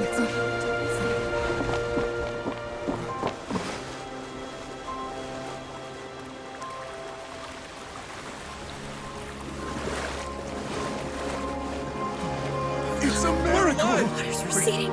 We didn't dissolve. The prophecy was wrong. The prophecy was wrong.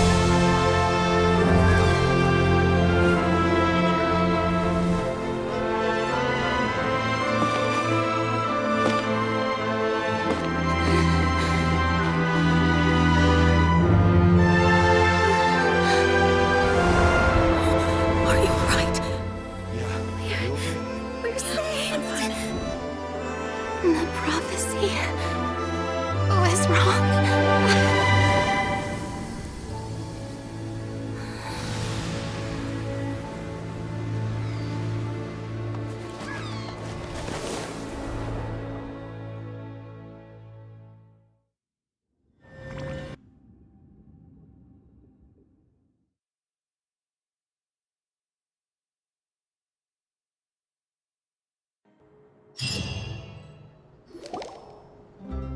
The soil renewed.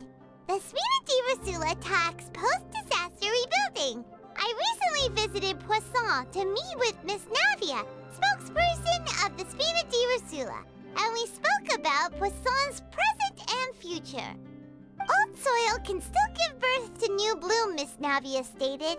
Hope is like seeing a small cookie when you're starving late at night. You just need a little of it. Skyship Winglet, lunar brain of the Fontaine Research Institute. The various disputes that have arisen on account of Mr. Edwin have suddenly become a shield over the Institute, with Jurier turning out to be a once overlooked hidden gem. People always call the first researcher mad, but few know what to call the second. And should that latter person achieve a miracle, they would find it all the harder to find a word with which to classify him and his team. Wow! Paimon barely recognizes the people in the reports. Are those really Jurier and Navia? They sound like real big shots. What do you think? Pretty enthralling, huh? The Steambird's idea was pretty simple. With the disaster just having passed, we would print a free edition packed to the margins with good news to calm people down. The value for these big scoops lies in their inevitable follow-ups. We'll publish further reports and go into the stories. Edwin's assistant, Jurier, created a true flying ship, while Navia is leading people in the reconstruction of their home. I'm sure that these stories could draw even your well-traveled eye. Paimon's curious too! Wait a minute. Didn't we... And that's exactly why I'd like you to come conduct interviews with me. You're the best incubators of news, if you haven't noticed. And also, with you around... Are you sure? Oh, this time will be different. Come on.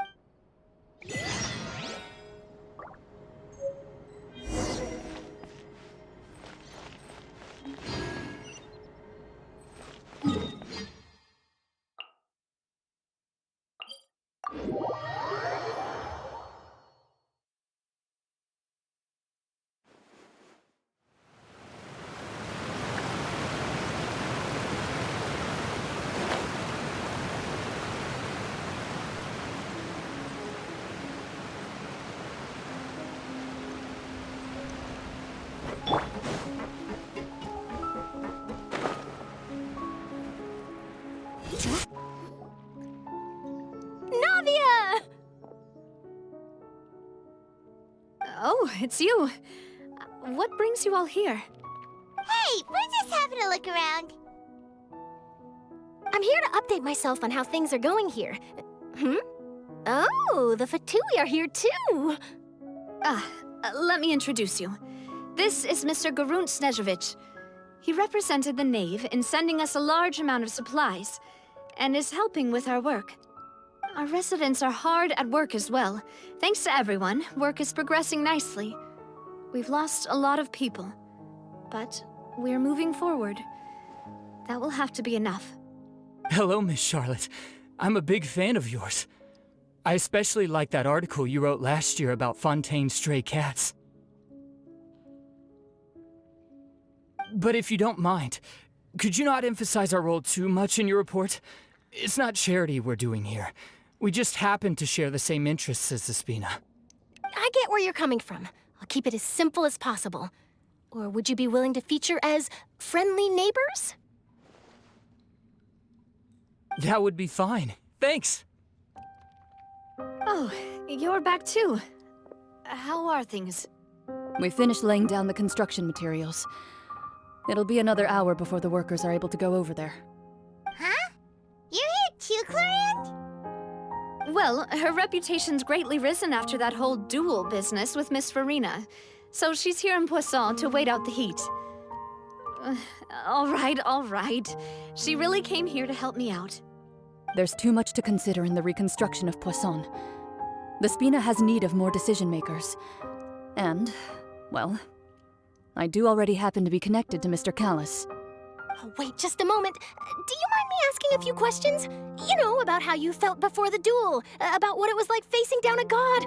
There's lots of exciting material there, I bet. Forget it. I'm sure you can find a better theme than that, Miss Charlotte. I see you're the same as always. Couldn't you do me a favor, for Navia's sake? Well, if we're talking about doing things for my sake, you might as well just take a few more photos of me. Or of the Traveler. It's better than wasting time persuading Clorinde, at any rate. Of course I will. I'm not gonna let him off that easy. All right, then everyone who wants to be in the photo, gather up. And smile.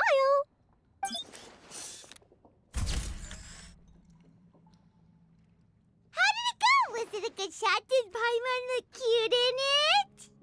Not bad. Your addition really helped the composition of the picture. All right, hang on a moment. Let me snap a few more shots.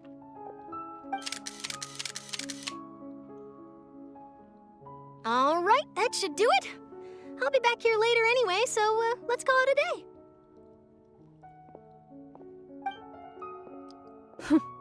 You're very quick. Speed is of the essence when it comes to the news, and freshness is the key. Also, not to brag, but I'm pretty good at building connections. Who knows? I might eventually get that interview with you after all, Miss Clorinde. Wow, you really do have that never say die spirit. I'm impressed. I'll hazard a guess that this is how you got that interview at the Fortress of Meripede. Whoa, you're well informed. Let me make a guess too. I asked Sijuin who told Monsieur Neuvillette, and he told you, right? That's a very complete information chain. In truth, all Monsieur Neuvillette asked me was, when did the fortress become so friendly towards the media? I told him that it was best not to speak too soon. There's no guarantee that Ridsley will make a personal appearance. You're right. I've got to treasure every moment I have with them. In which case, I'll be making a move first. Stay safe now. And tell me if you hear anything interesting. I'll treat you to afternoon tea in exchange.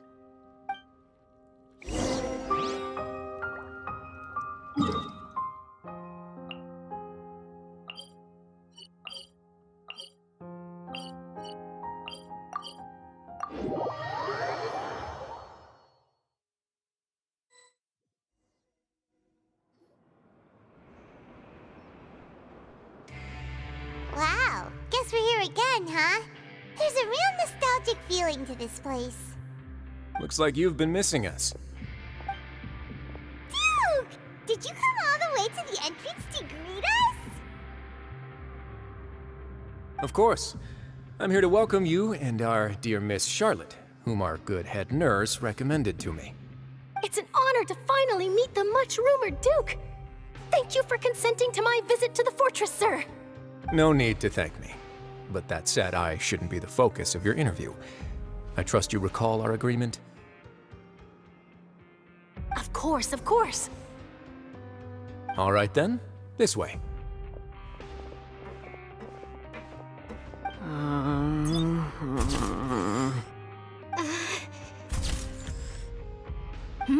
Hey, no need to be so nervous. I've already taken all the photos we need. Miss Charlotte, do these pictures really need to be published on the cover of the Steambird? It would seem that Miss Lorvine doesn't want her face to appear beside that of Mr. Jurier, Sir, please don't say things like that. But it looks like dear Mr. Jurier denies it. Might this interview be very important to you then? No, I just... This is my first time being interviewed, and I'm very thankful to the Steambird for... Now, I might not look it, but I actually did meet Mr. Edwin once. And I'll be honest, I enjoyed chatting with you more. You've definitely got more of that genius vibe going on. The boat that brought about a miracle, the ark that saved the people. Why, you recreated a myth back there, like an emissary of legend. Still, if I might ask, where's that flying ship now? Huh! Looks like Charlotte's trying to get herself another exclusive scoop. I have to apologize, but that ship is presently in the bowels of our factory. I'm afraid it won't be easy for you to get a shot of it. Really? Well, then in that case, could I have an interview with you to make up for that loss?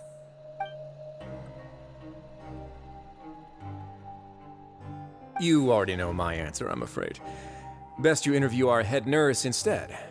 Or perhaps you'd like to take another photo of this couple of researchers? Did you really have to use the word couple? Well, then, 2 solo photos will do.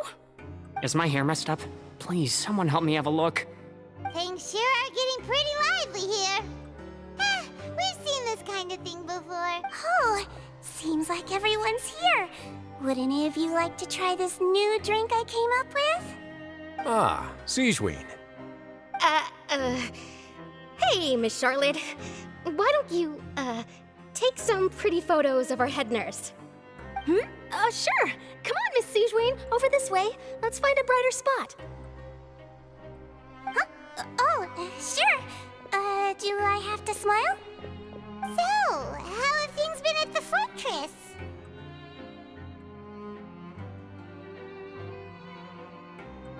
Same old, as you can see. Fontaine's undergone some changes, but this place is still more or less the same. Other than that flying ship, it got a tad too much attention, I think. That's why I decided to let the interview go through. We should direct more public opinions toward the behind-the-scenes heroes. Am I right, Mr. Jurrier? Miss Lurvine? You're too kind, sir. I believe that you too should have your day in the sun. Not that you would want that, which is a pity. I'll just leave the spotlight to you two.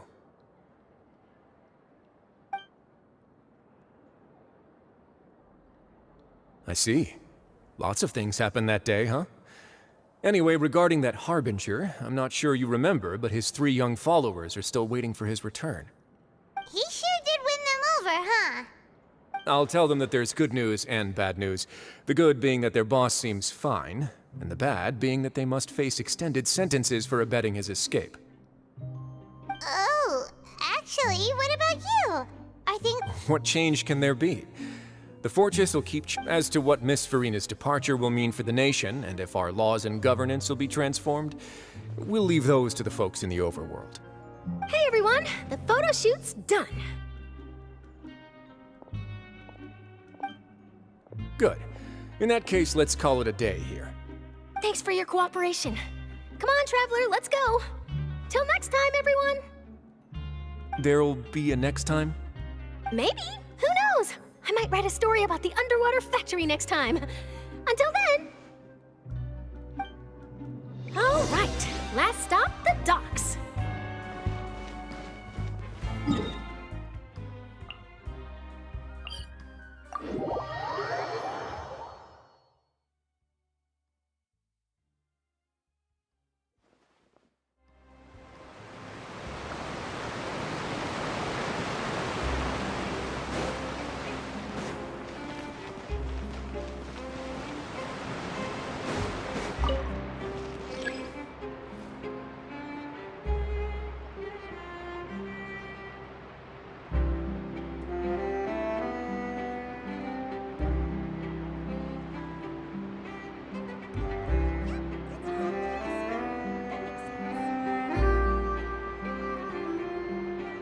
Osmanthus wine tastes the same as I remember.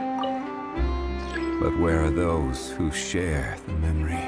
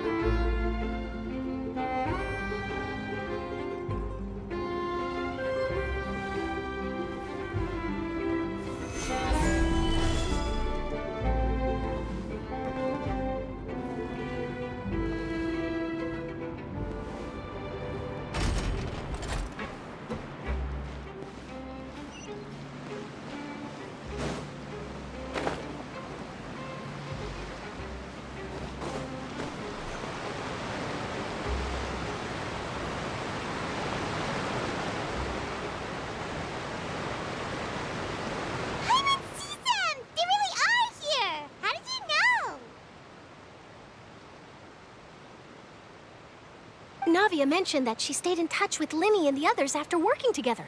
Apparently, they've been at the docks distributing these strange pockets the whole time since. Traveler, Paimon. Ah, and Miss Charlotte, too. Would you like a magic pocket? What sort of gadget is it? It's a wondrous bag that can be used to carry many things. The water level has returned to normal, but if you see any of your things floating around, you can use this to carry them. Or you could trick a friend into doing it for you. Trick a friend? I wonder which of my friends would fall for that.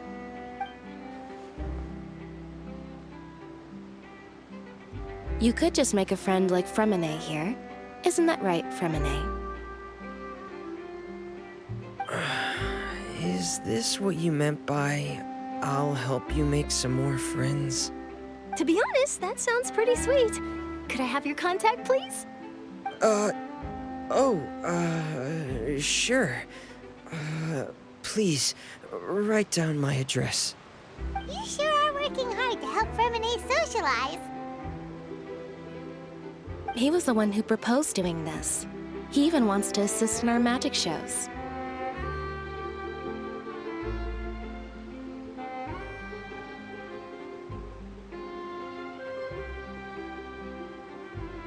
Yes, I was planning to first introduce Pear as an assistant, and later Freinet himself. In the future, I think we can leave underwater escape magic to him too. That said, would anyone want to see a diver escape underwater? Oh, it'll work out. Every journey begins with the first step. He'll become a part of our show eventually. Lynette, could you come over? Miss Charlotte says she wants to take a picture of us. Got it. My, that Charlotte is rather perceptive. She got rid of everyone the moment she realized I had something to say. Father says that you did a great deal during the latest events. That's all right. We were more than... Oh, I guess after Lady Furina left, Father and Monsieur Neuvillette opened negotiations, during which he gave Fontaine's gnosis to her as a diplomatic gift. A diplomatic gift? Yes, I was quite surprised at first myself. But when I thought it over, there were actually a number of things going for it. It could have been done as an apology for the incident with Lord Child, or as thanks for his help in tying the all-devouring narwhal down. Furthermore, Father did also lend significant aid to Fontaine and Poisson. Well, that's true, but this is a gnosis we're talking about. Doesn't this seem a bit... irresponsible? I would agree, but I've also heard that... It seems that Monsieur Neuvillette has had a significant change of heart regarding the matter. So there's some reason for this that only Neuvillette knows about? I suspect you'll have to ask him about that yourself. Ah, yes, speaking of which, I did see him strolling around the entrance to the Fortress of Mer- Isn't he real busy and stuff? But back to the topic. The gnosis was given to the knave, right? What about Child? They say that he's returned to Snezhnaya to recover from his wounds. I hear that the recent disaster really did a number on his health. That's true. When you think about it, we've had loads of run-ins with the Fatui. To think we'd be allied with them this time. So shocked by such a simple switching of sides?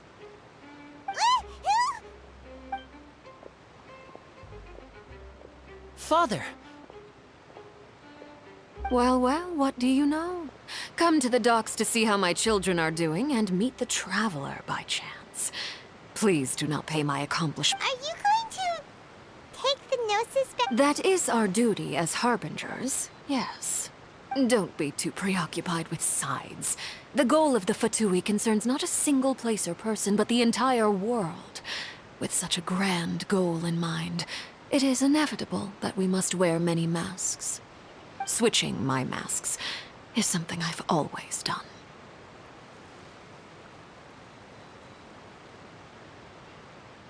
Well, that depends on many things. No one truly knows what the future holds. What good is honesty if you can't rely on it forever? As for you, I very much look forward to our next collaboration. Good things cannot be achieved alone, and you've proved yourselves to be great partners. A vision? All right. I'll remember to return it. Thank you for keeping it safe for him this entire time. And that's a wrap for me. Huh? You're... Greetings, Miss Journalist. Hello. If I'm not mistaken, there are diplomatic channels I'll need to report to take a photo of you. That is correct. So forgive me, but I will not be able to serve as a subject in your article. However, feel free to write as much as you'd like about our dear magicians and our upcoming rookie talent. I will. The sea breeze is quite pleasant. I shall continue my walk while the weather remains so agreeable. Farewell.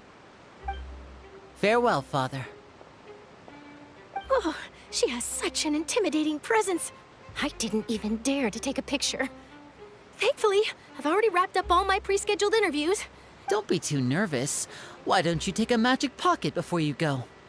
Here, Traveler, Paimon, you take one too. To move things about? That's right. Funny. I was giving out magic pockets when we first met too. And I guess this must be life. We will all follow our own paths. And see. All right then. We'll be handing out pockets in some other districts later, so we'll get going now. Have a good day, you two. Well, guess we sent Charlotte, huh? Shall we go see what Nicolette's doing? As long as we...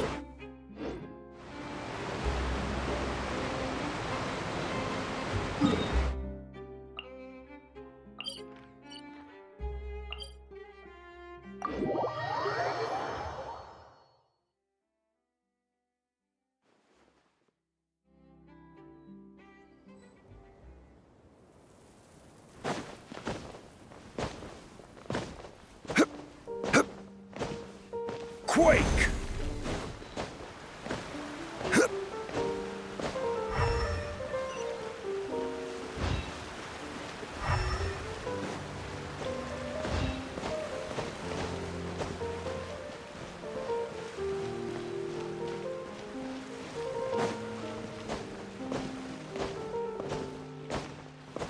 The entrance to the fortress!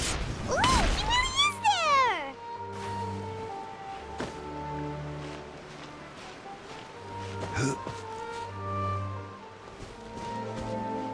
Rise!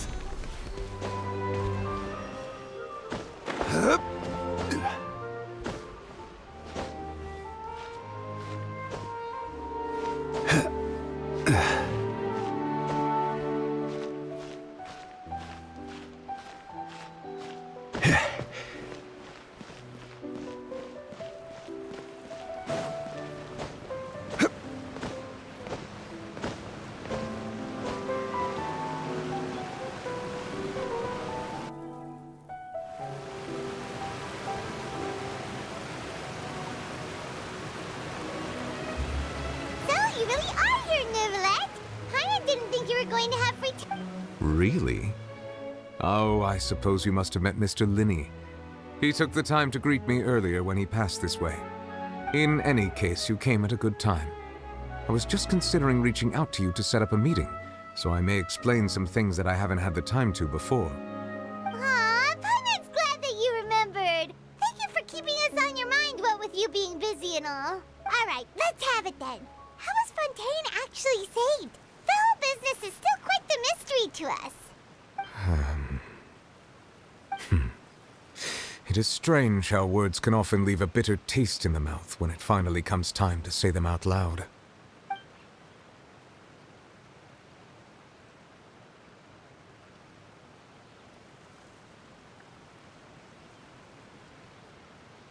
Whoa.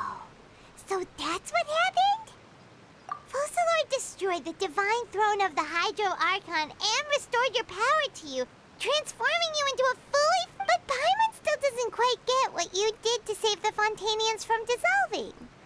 For me, the authority of the ancient dragons refers to absolute control over the hydro element.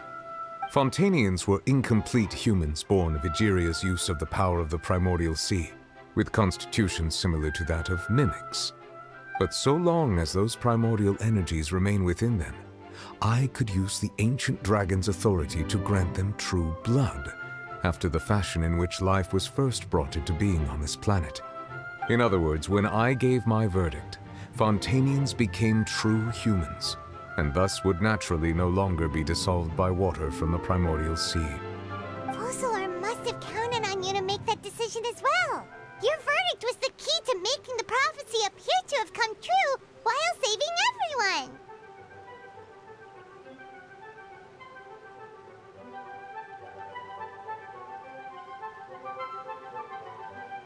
Yeah, and in a manner of speaking, Focalor finally managed to fulfill the original Hydro Archon's wish to turn Oceanids into real people too! It seems from your expressions that you still have more things you wish to ask. Ask away. I will tell you the truth as I know it. I have investigated his case along many avenues, and I have learned that he once fell into an unknown chasm, but whether it be by sentiment or reason, that should not have been enough to consider him the root cause of the disaster. As for the judgment passed by the Oratrice during the trial, whether it was due to that liability by association or Focalor deliberately using him to buy time for us on the assumption that he would be able to hold the creature off, I cannot say. Guess Focalor had Fontanians in mind the whole time. In the end, it was thanks to her that they finally became— hang on a second. Paimon, back when Fontanians hadn't yet become real humans, were the children they had also transformed Life has always flowed like water. Do you recall how Fontanians would often come— Yeah! Lynette said the fountain is where all the waters— In truth, even those couples did not know that such prayers were no mere custom. Those Oceanids who were blessed within the spring water would later descend as new Paimon sorta gets it now. Either way, seems like— Ask away. I will tell you the truth as I know it. Yeah, about that. Risley said Furina has already left. What's that all about? Ah, Lady Furina. The people are only aware that her death sentence has not been carried out. She abdicated the post of Hydro Archon and left affairs related to that title to me, before leaving the Opera House. I related Focalor's words to her faithfully and completely. After hearing them, she seemed neither saddened nor comforted. She simply said that she was tired and needed to rest. Having said that, she then packed her things and moved out of the Opera House, not unlike how an ordinary person might. But she's still got a place to stay, right? You need not worry. I will make arrangements to ensure that she will not want for food, clothing, board, or travel. In truth, I am somewhat happy for her. The wear and tear on her spirit will, of course, take time to heal, but now that she no longer has to play the role of Focalor the Hydro Archon, she can finally lay down her burdens and lead a normal life. What about you then? What are your plans now that you've regained your full powers? After Focalor passed on, the Oratrice— This matter will directly affect our trials. After much careful consideration, I've decided to take over its role in our courts. Looks like you're still considering stuff from the perspective of the Udex, huh? As an elemental dragon, there are indeed many things that I must do. But this power— As such, before I attend to my other responsibilities, I must first and foremost continue to serve Fontaine as its highest judge. Additionally, the Hydro Archon's departure has brought about another problem, which is that the Opera House shall no longer That's true. That power was derived from the people's faith in— Wait, but the various mechs and machines in the city are also— As I am now, I have full command over New Musia, and it can serve as a complete substitute. Another reason. Wow. This ancient dragon— Ask away. I will tell you the truth as I know it. Oh, that's right! They say you've given it to the Navis— Leaving aside their intentionality, the two Fatui Harbingers have their sole remaining goal in Fontaine, at least at this point, would seem to be the Gnosis. The Oratrice has ceased to function. The Hydro Archon's divine throne is now no more. As such, it has lost all meaning. If the Fatui have impure designs, then we might as well accede to their request now, and avoid unnecessary— What complicated considerations? Paimon thought you were— Ask away. I will tell you the truth as I know it. You will soon be heading to Natlan, I presume. I'm afraid that I have little talent as a travel guide, So all I can do is tell you, as far as I'm aware, Natlan can be said to be a nation of dragons. A nation of dragons? No, I suspect that I would not find myself welcome there. Unlike ancient dragons, such as myself, the dragons of Natlan have undergone long years of development and evolution. Large numbers of them have entered a form of coexistence with humanity. Natlan is also the nation of war. War ravages those lands like an undying... There is one other piece of information I got incidentally from my negotiations with the Knave that I believe the Harbinger known as the Captain has thrown his hat into the endless ring of war. The Captain. Sounds like a real tough customer. Seriously, everywhere you look, there's a Fatui Harbinger doing their thing. I suggest that you fully prepare yourself before going to Natlan. In the meantime, ask away. I will tell you the truth as I know it. Hang on a sec. Paimon still got a question about the Gnosis. When we spoke to Linny earlier, he mentioned that we guessed that there might be some reason for it that only you were... No wonder the House of the Hearth is the Fatui's intelligence division. They are certainly sharp. So regarding this specific issue, I was just getting ready to share something with you. What is it? In truth, I exchanged some further words with that lady named Skirk after sending you two back to the surface. It went something like this.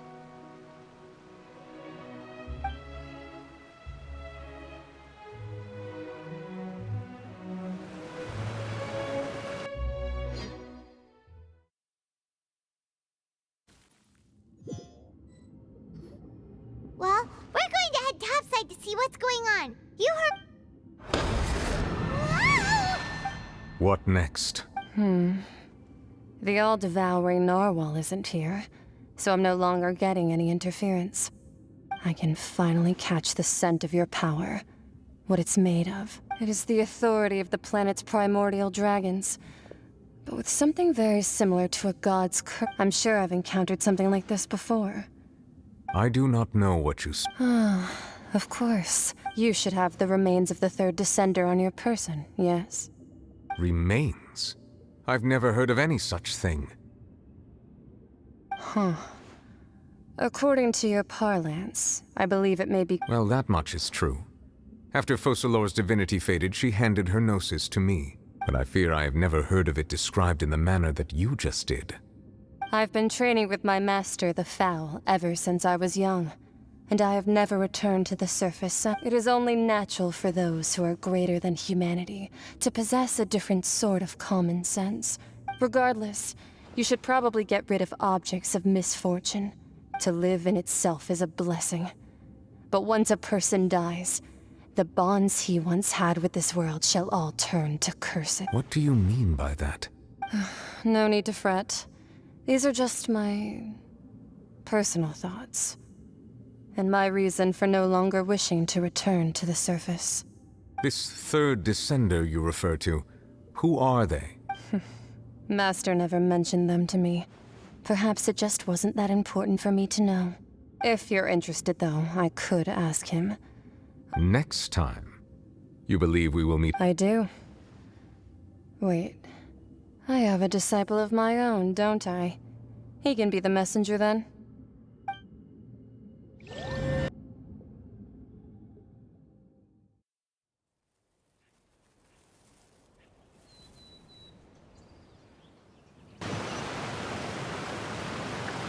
That's what she told me. Whether it would prove useful or... The remains of the third... So that's what the Gnosis actually are. Paimon just thought they looked like chess pieces. How could they be... All the same, assuming that there was no misunderstanding or special metaphor at play. And she said that it would bring misfortune and that you should check it, which is why you gave it to the Fatui. If she speaks the truth, then I would simply be putting Fontaine at unnecessary...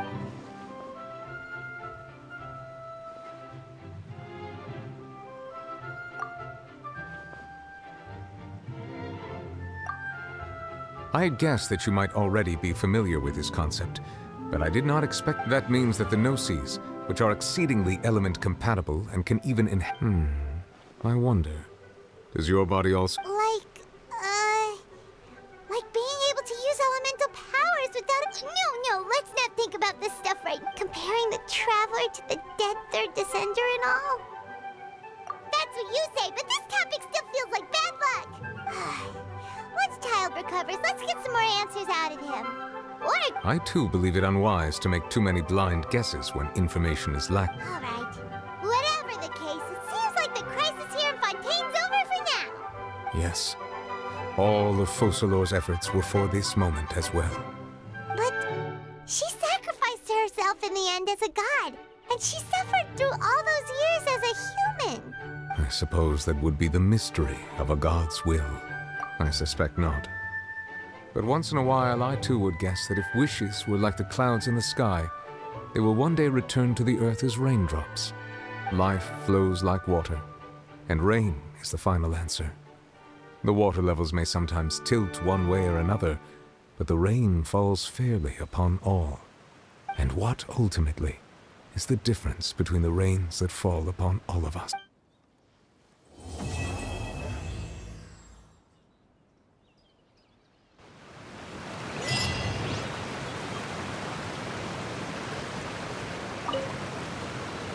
It seems from your expressions that you still have... Ask away. I will tell you the truth. I suggest that you fully prepare your...